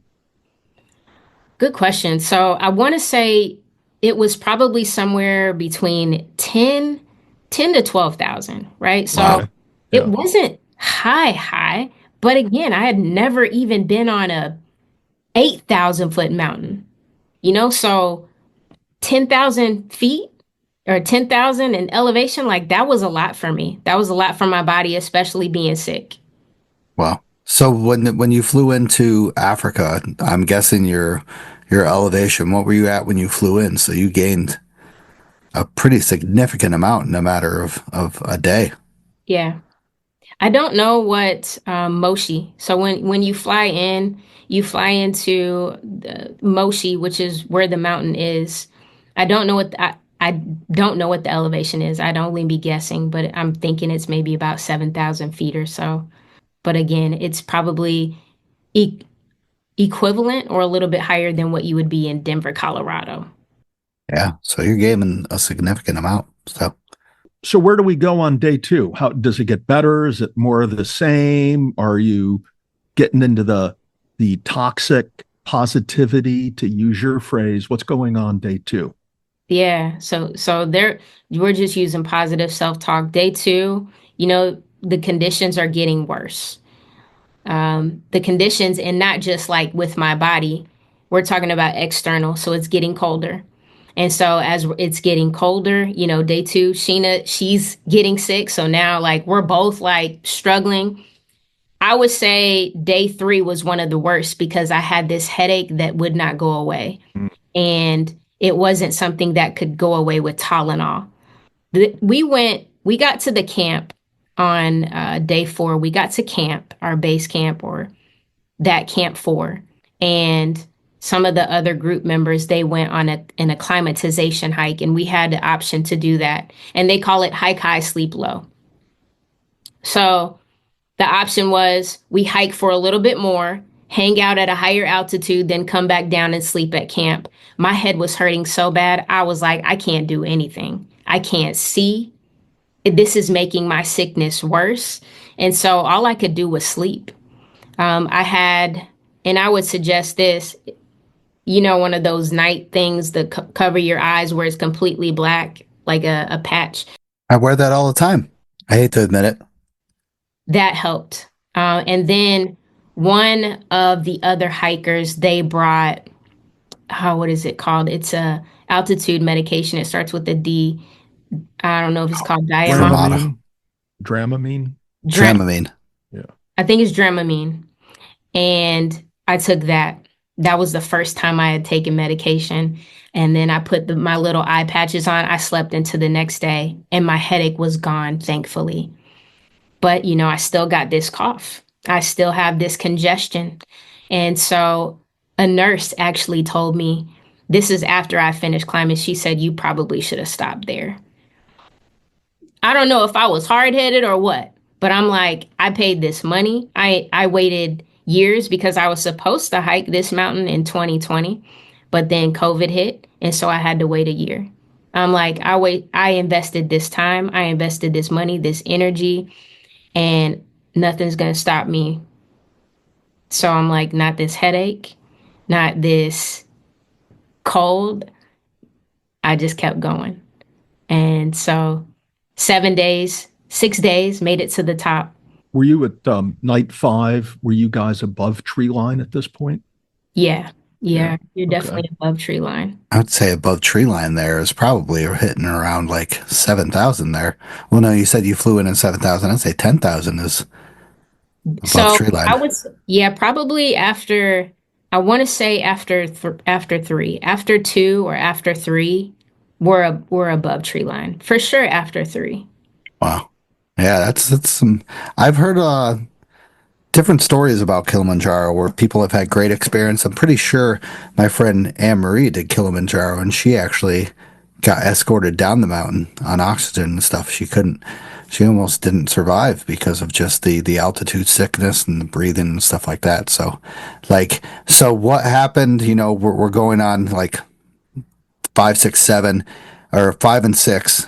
What happens when you get to the top, the last final push? How do you feel? Are you saying what are you thinking with your other peers that you're with, the guide, your friend, your climbing partner? Like at that time, we're all pushing to the summit, and we're like, I hate to say it, I told you this is a splicking thing. Fuck this! Like, what are we doing? And then you're almost there. What do you think? Yeah, honestly, there were a lot of those moments. But when we're talking about summit night, we get to our camp, night 6. We get to our camp, I want to say about 6 o'clock. Every time you get to the camp, you have about 30 minutes. The porters, they set up your food. All you got to do is go eat. None of us had the energy to eat. I didn't have all I wanted to do was sleep. So we slept probably from 6 p.m. that night. Now we were supposed to wake up at midnight, but instead we woke up at 2 in the morning. We woke up at 1 to hike at 2 in the morning. And so 2 in the morning, it's me, it's my partner in climb. We got 2 other friends that we met along the way, William and Yvonne, and they're from Zimbabwe, Africa. We got our 2 guides, Jumo, Valet, and it's pitch black. And all you see is the moon. Pitch black, big bright moon, a moonlight lighting the way. And so it's just an uphill battle. Now, I remember I was so spent that my guide actually took my backpack. He carried my backpack. So all I had was my trekking poles and me, which I don't think I would have made it to the top if I had to carry that backpack. Even though it was a day pack, I didn't have a lot in there. That weight felt so heavy. And so he took my backpack and he took my partner in climb's backpack, and we just started trekking. And I remember seeing our 2 friends from Zimbabwe speed past us. Yep. And I was just like, dang, it's just us. And so it's just me, my partner in climb, and my guide, and everybody else is speeding past us, and we're hiking. And I think you just kind of you black out a little bit. Like I just kind of blacked out because it stopped being an enjoyable experience at this point. Because this is something my body has never been through. This is something mentally I've never been through, even in sports. And so I just remember, when is the sun going to come up? Like you look for mental milestones. So the sun is coming up. And I remember my partner in climb at the time, she was like, stop everybody, look. and we're stopped, and you look around and you see the moon sharing the same sky as the sun, and it was beautiful. But I'm like, I don't care about this moon or this sun. Like, let's keep hiking. I just want to get to the top. And I sometimes I regret that I didn't get to enjoy the moment. Like, I couldn't be present because I let my pain just take over the experience. And I would say to anybody who hikes on a mountain like this, if I ever hike Kilimanjaro again, which I probably will, I'll be sure to be in the moment the best way that I can. I'll be sure to look around and see, wow, I'm looking down at the clouds. I am in a space that not a lot of people can be. But as we're hiking, here we are. The sun came up. It's 8 in the morning, and we're stopping because of me. I'm like stopping. I'm sitting down. I'm like, I need a break. I needed a break every 10 minutes. And my guide, I could tell he started to get frustrated. He was like, ladies, every time we stop, we take a lot longer getting to the summit of this mountain. And so he said, push yourselves for a little bit longer, and then we'll take a break. So I was like, okay, this is like dad telling me to suck it up, be mentally tough, and just keep going. And so I'm hiking. 8 o'clock, 9 o'clock, 10 o'clock. Good job. We take a break. All right, let's keep going. 11 o'clock. It's 11 in the morning. It's 12 o'clock in the afternoon. Remember, we've been hiking too. I see people coming down from the mountain. They made it to the summit. So my friend, William, he became my friend, William. He's like, hey, ladies, the mountain's right above there. The top's right over there. And we're like, where? Like, how long? And so he was like, it's just up there. But it just felt like just up there was hours. So we hike 12 o'clock, 1 o'clock, 2 o'clock. We get to what looks like the peak. It's called Stella Point. This is the highest point before the highest point. I thought we made it. We get to Stella Point, and my guide is like, all right, we got just a little bit further, but here comes the test. Because it's already, 2 o'clock in the afternoon. And so you have to get to the summit at a certain time because we got to get back down. So the last thing you want to be caught on is a mountain in the dark. And a lot of times, mountains do create their own weather. So we didn't know what the weather was going to be. Now, up to this point, we had great weather. We hiked this mountain in the summertime. This was in July. And so it was the best time to hike. But you just never know. So my guide, Jumo, he comes over to me, and I'm sitting on the ground. Me and my partner in climb, we're both sitting on the ground, resting, drinking water, eating our power bars. And he says, ladies, good job. Good job. Some people don't make it this high. If you want, we can go back down. You can still get a certificate for making it to Stella Point. I looked at Sheena. Her name's Sheena. I look at Sheena. She looks at me. And I'm like, no, we did not come this far just to get to Stella Point. Let's keep going. I don't know where that came from. Because my body was like, girl, are you sure? You were blacked out at that time, too. Yeah, I would. I don't know how you remember this. It was all spirit led. It was all spirit led. So I remember that moment because my body wanted to go back down, but mentally it was like, no, Tia, you overcame day 1 where you couldn't breathe. You overcame day 2. You overcame that major headache. You kept taking steps forward. You better get to the top of this mountain. And so I think, when you get a second wind, when you exercise, that second wind kicked in and it was like, I felt nothing. I'd never moved faster in my life. And by this point, we're in the Arctic part of it. You can see glaciers in the distance. This is where people would actually prepare for Mount Everest. You could see tents in the distance. But I'm like, let's go. The peak's right over. The summit is right there. And I was ahead of everybody. My God, he was surprised. He was like, oh, okay, you got another gear. I'm like, we're getting to the summit of this mountain. And so we're moving, and I could see the sign that says, you have reached the summit of Mount Kilimanjaro. Uhuru Peak is what they call it. And I'm like, I ran with all of my might to that summit. I ran. As soon as I reached the sign, I threw my trekking poles. I laid to the ground, and I was just the best feeling, the best and the worst feeling. Now, would you call that whole experience the great term that we all use in hiking, type 2 fun? Oh, absolutely. You regret it the whole time you're doing it, but as you're coming down, or I would say more of the afterwards thing, you're just like, oh yeah, this was absolutely fantastic. Let's freaking do it again. I wasn't saying let's do it again. I Oh, was at like, least you're honest. yeah, I was like, okay, where is the helicopter?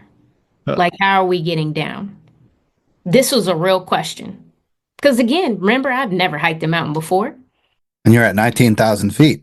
19,000 feet. I'm like, there's no way after we did all this, there's no way we're going to hike back down. But remember, like, obviously my brain wasn't working properly because I'm like, well, people hike down, coming down. But I'm like, well, it's not going to happen to us because we took so long. We didn't get to the summit until 3 in the afternoon.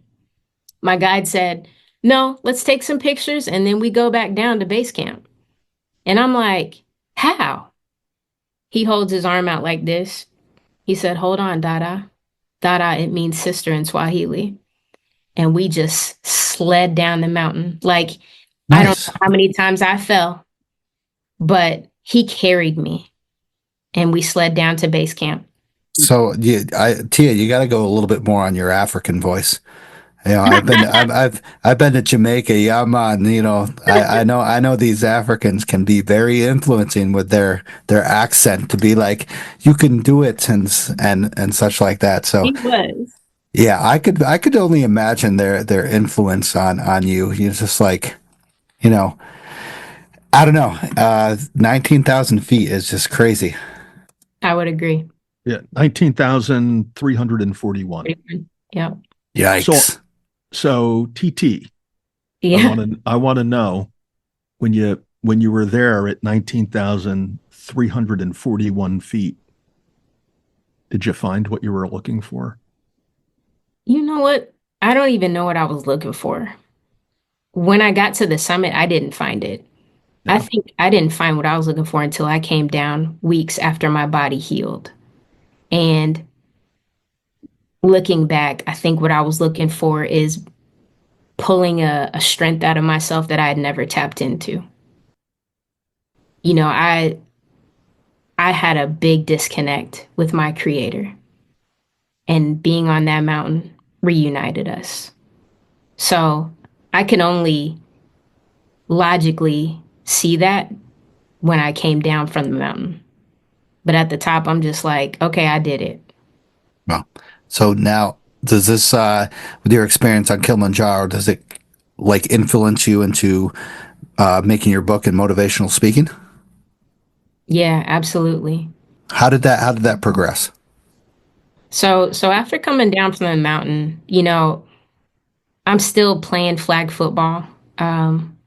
But I just knew that there was more to me than being an athlete. I had also experienced an injury that actually shifted my ability to play. I ended up in a game, a championship game, where I had a grade 5 cartilage tear in my right knee. And so I was going to be out for several months. And I had just got accepted to play on one of the USA teams. I had just had the opportunity to possibly play for 6 figures. This is the first time in my career. And so after losing my identity of being an athlete, being a sports athlete, I had to find a new identity. And so one of the things that I did was I was like, well, I reached out to friends, I reached out to family. What could you see me doing besides sports? They said, you should be a motivator. You should be a life coach. You should be a speaker. And so, again, I went back to journaling. I asked people, I asked myself, I asked my creator, and it just came down to write a book.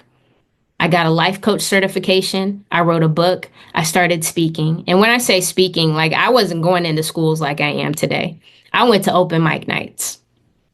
I went to any open mic night and I'm like, speaking positivity. Like where some people are bringing their guitars and doing poetry, I just started motivating people who came into the establishment. And so that's where my speaking journey started. And then I was like, well, I like spoken word. I like music. I created a motivational music album.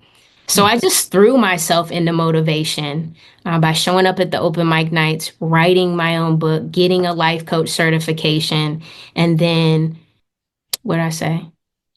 Life coach certification, writing a book. Uh, This is what makes it real. Be real.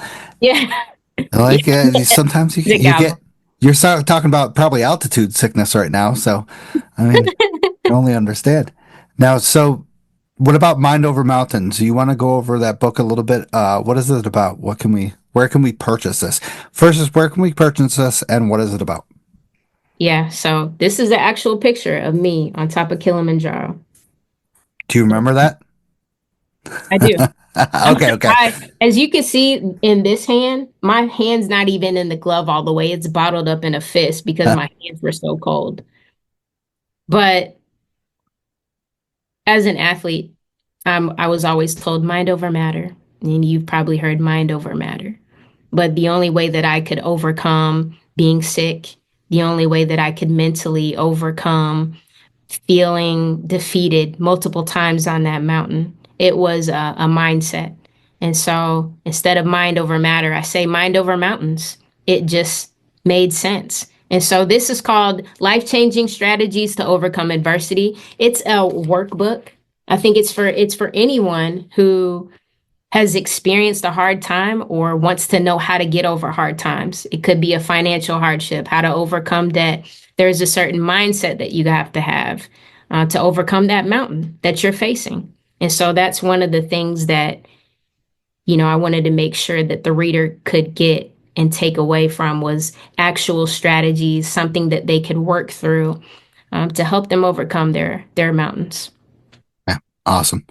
So Tia, earlier you said that you leaned into hiking, and why is it that hiking was something that you leaned into? What was the chain of events that led to that connection? And do you think that there's something universally appealing or soothing or comforting about hiking in nature that makes it good medicine for most, if not all people?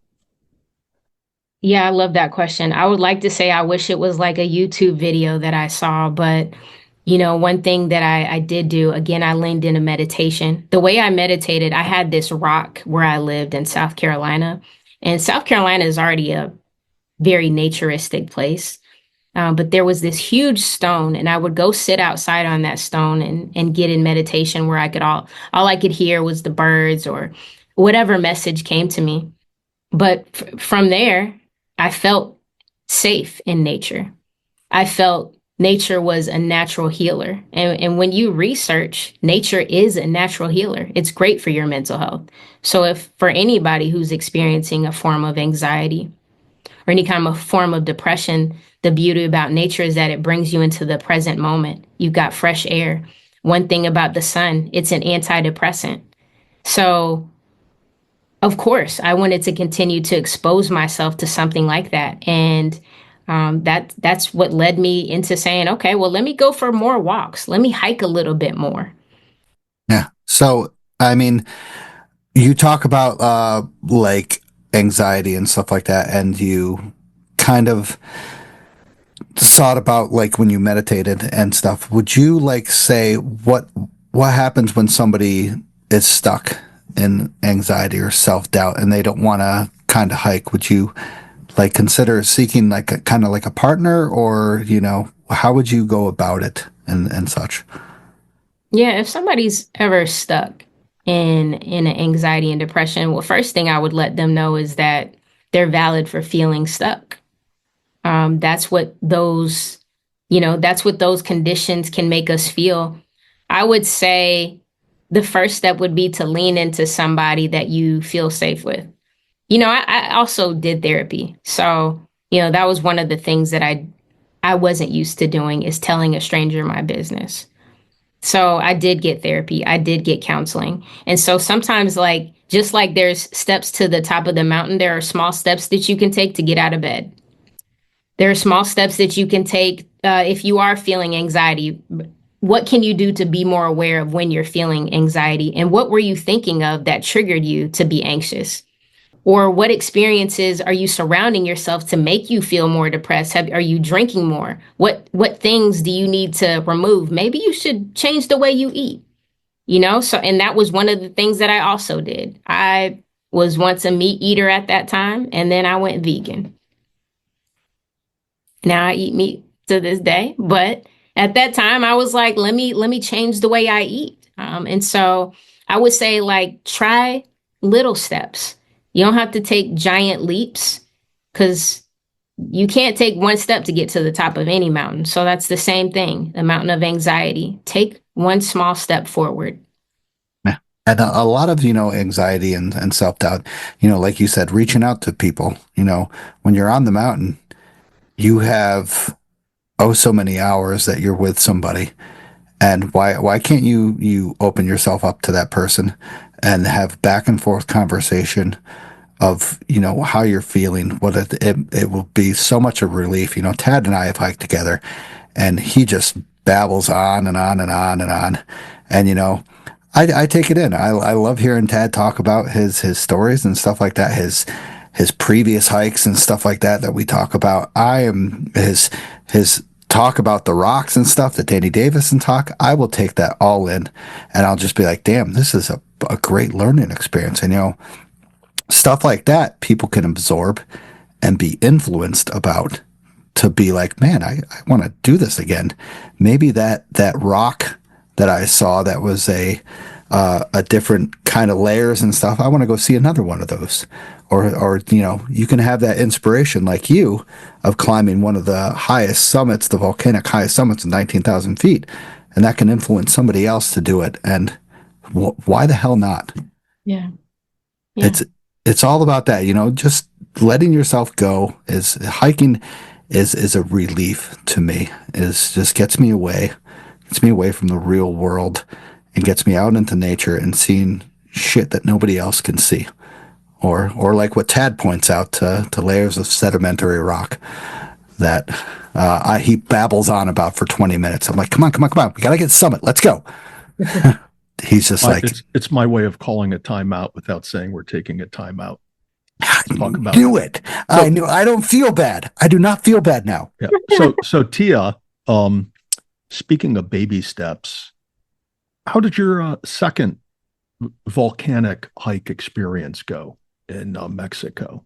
Was it better?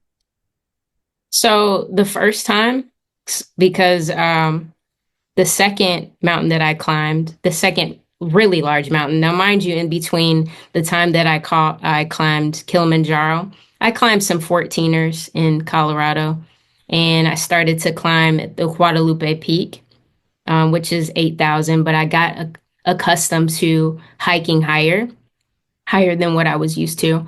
But Pico de Orizaba is about an 18,000 foot mountain, and that was a lot more challenging than Kilimanjaro.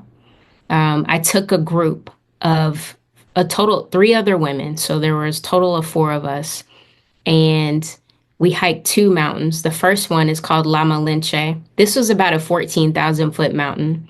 Out of the 4 of us, 3 of us made it to the summit, and it took us, I want to say, 10 hours round trip. One of them is from an area called South Dallas. So I'm in Dallas, Texas. If you know anything about South Dallas, it's kind of like the hood. It's kind of like that's where a lot of crime happens. She had never been on a mountain. So hiking with her, it was challenging. It was challenging because I knew what she was about to experience, but she didn't until she got on that mountain. So we trained together as much as we could, but we didn't face anything close to what she was going to experience. And so We made it to the top. 3 of the 4 of us made it to the top of La Malinche, but 2 days later, we were going to take on Pico de Orizaba. This was where we made a mistake. I should not have had a group of amateurs because we were still moderately amateurs. I'm still somewhat of an amateur, even though 2 of us had made it to the highest freestanding mountain in the world. This was a different kind of mountain because this is where you need an ice axe. This is where you got to have the crampons. This is where you have to have a rope and a harness.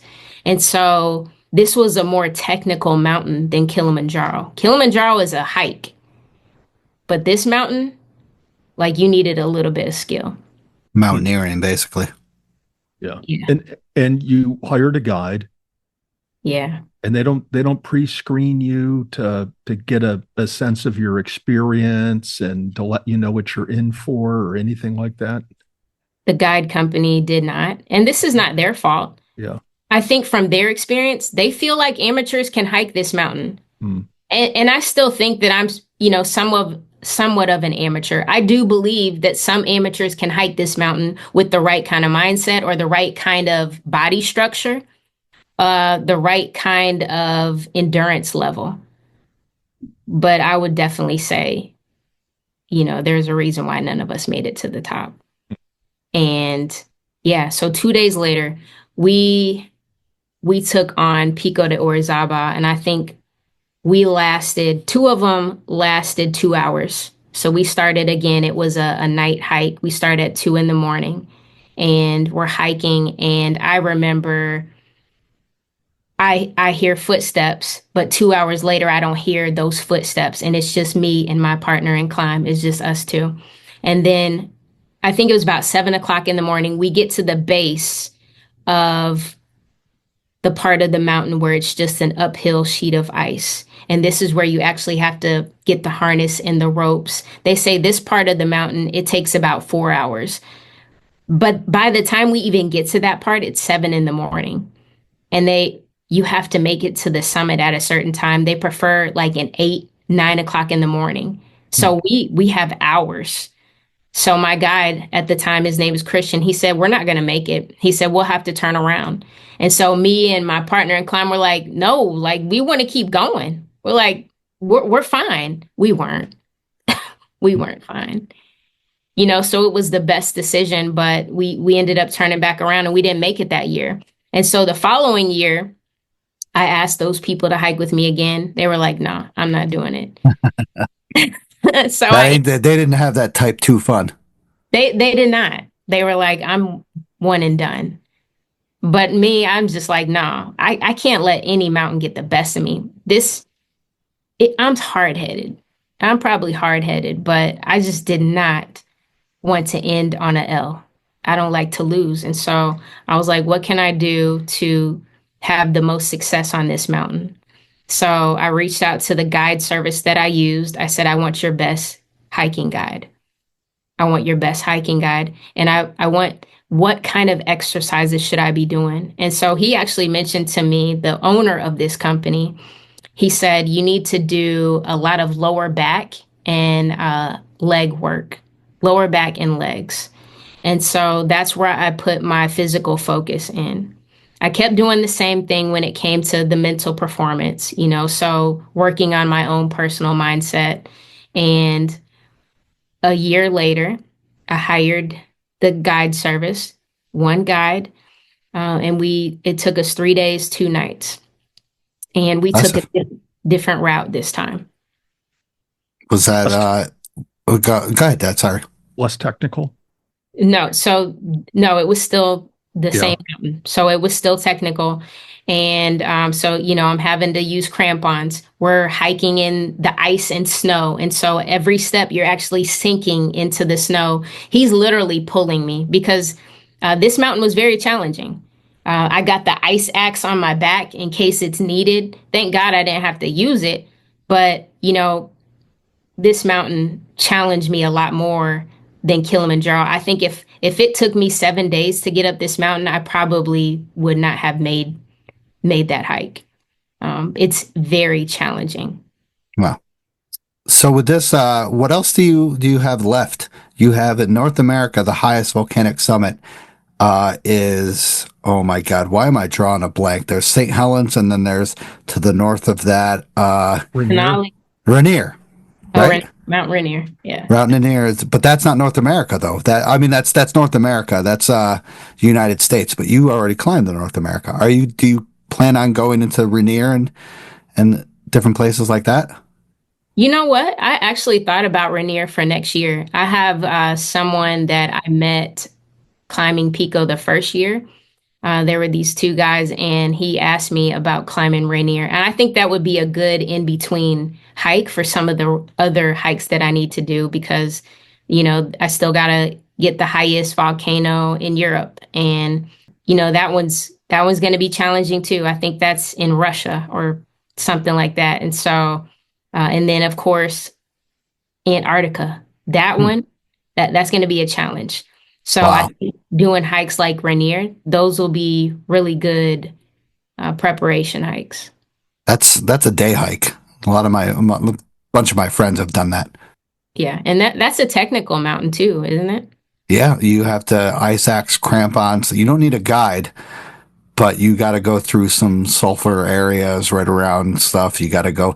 I forgot what uh the certain lash push is called, but you definitely need ice axe crampons, learn self arrest, stuff like that. So Yeah. crazy. Tag, go on. Yeah. My daughter Sophronia is hiked it. And Oh shit. yeah, she we're talking about Rainier that she's Yeah. hiked. Yeah. And she has some great stories about her experience, not so much going up Rainier, but coming down because it's mainly glissading on the way down. She says, like, you start going incredibly fast and then you realize you have to stop. And stopping is kind of hard for them. So at any rate, Tia, what I'd like to hear from you kind of like talk about going to different continents. This will take us to a little bit different continent in terms of topics. So you mentioned earlier that you go around to schools and speaking to students at schools. And I think in my experience, having raised two daughters, the younger one who's 22, the older who's 25, I think during their upbringing, there was quite a transformation in terms of what our youth experiences growing up today. And I was wondering what it is that you encounter most often with student populations, and what is your best advice to them, if you can encapsulate that for us Yeah. to relay to younger people that we encounter. Post COVID has been the biggest challenge because after COVID, kids they don't know how to communicate as effectively. They did not have to be in person, they did not have to be in class, they were not forced to be present and get dressed. They could literally roll out of bed. So I think that affected social skills a lot. And so there are a lot of kids, teenagers, but even preteens that struggle with that anxiety, that struggle with that depression. I speak to a lot of athletes, performance anxiety. You may or may not have heard an LSU football player just took their own life here very recently, and so I think the pressures of social media, the pressures of living up to a standard or I don't really have this lifestyle, so I'm not good enough. It's taking all of that on and it's making mental health a really big challenge for the millennials, for Gen Z and Gen Alpha. And so I think one of the biggest things that I like to say is, our motto, the same motto that we have climbing Kilimanjaro is pole pole. And that means slowly, slowly in Swahili. And a lot of that is not comparing what you're doing to other people. So you all have your podcast, being aware of what other people's numbers are, but you're not focusing on it. You're like, what can we do? What kind of impact can we make? And so when I speak to students, it's like, what can you do to get the A that you want or to get the grade that you need? Because honestly, C's get degrees too. So what is your goal? Focusing on your own race, slowly, slowly. I getting to the top of that mountain. If I had focused on the fact that everybody kept coming down before me, I probably would have felt even worse about myself. And so I think like bringing the awareness to the fact that social media can be a benefit and a problem, and it can be a problem to mental health. One thing that I do sometimes, I will take a social media fast. So I'll take myself off of social media, not delete the app, but I just won't look at my phone. I won't look at Instagram. I won't because you can instantly feel like, dang, everybody's on vacation. Everybody has, like a Yeah. Maserati. So, I think that's one of the things that I would help students start with is understanding our framework, which is pole pole, and running your own race slowly, slowly, and that helps you focus on your goals. Yeah, yeah. I gotta say that's fantastic. Focus on yourself. Yeah. Is basically what that is. Your goals at first, especially like you said with kids, people of young age, that is you need to focus on yourself to get to that next step and stuff. It's critical. And social media, like I said, it's a double-edged sword. I've always said this. You can find so much awesome stuff with social media, but then as of like nowadays, it's just could be so much negativity that it sucks so much. But then like I say, I find so many cool things to explore out west or to explore in the Northeast or down south.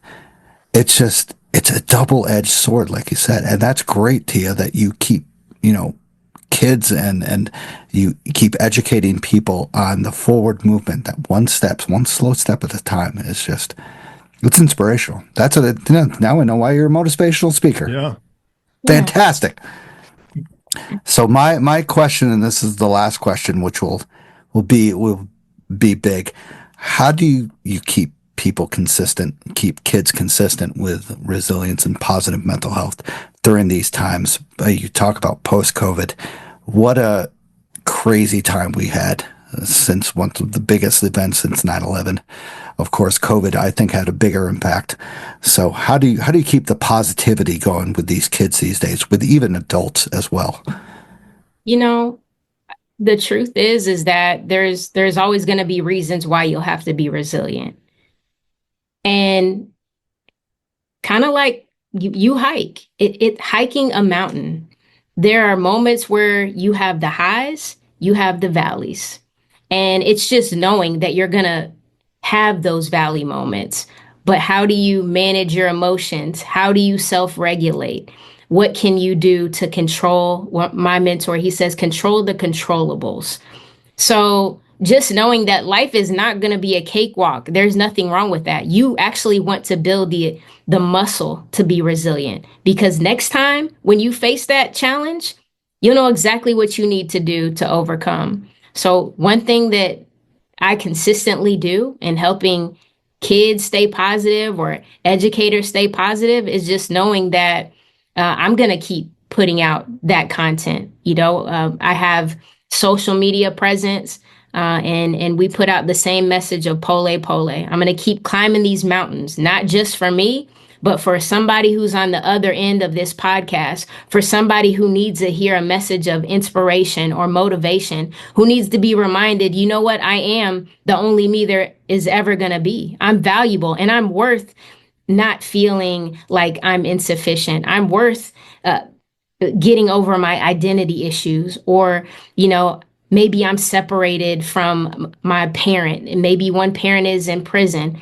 Like kids, students, parents, everybody, we experience hardships. We just got to keep putting out that good content and showing people that resilience exists, and so do good people. Absolutely phenomenal. That's the way I see it. And that's what this podcast is all about. I know, Tia, you are not located here in the Catskills. We are both from different areas, but I think that positivity is why we're all here, is that I want to keep people influenced with hiking and the Catskills and, supporting local communities. And that is the same way that you are. And that's why you're on this freaking show. I love it. Right? Right? Absolutely. And it would be great to hike with you two gentlemen. At some point, let's go to Kilimanjaro together. All right. Game on. Game on. I'm sure our listeners will support Stosh and I's travels. We'll come up with a budget and start a fundraiser, and we'll do it. We'll broadcast live. We'll bring a satellite uplink and we'll broadcast live from the summit. We'll all be gasping, but my goodness. We'll be there. How about we do something in the States? I'm always down. How about like something like Slide Mountain? That's 4,000 feet. That's our tallest peak here in the Catskills. So it's only 4,000 feet, but it's fantastic. Yeah, Tia's like nodding her head like, yeah, 4,000. Boy, you guys got a long way to go. Those are rookie numbers. No judgment at all. Hey, I've been at, I think it was 9,800. So I'm close. All right. So Tia, I'm going to thank you very much for joining us tonight. That was fantastic. Great time. Wish you luck in your motivational speaking. We'll spread the word, of course. Very positive podcast that we had tonight. I'm glad you can join. I have this last question. I always ask people. This is a little tough. It's called Post Hike Brews and Bites. Now, Catskills, Texas, it's a little bit different. What can you say if everybody's going down to Texas and you're going to the Fort Worth area? Where can you say that you like to go after a hike that you could just fill yourself up with food and such to make yourself feel satisfied that you did this for a good reason? Fill yourself up with food.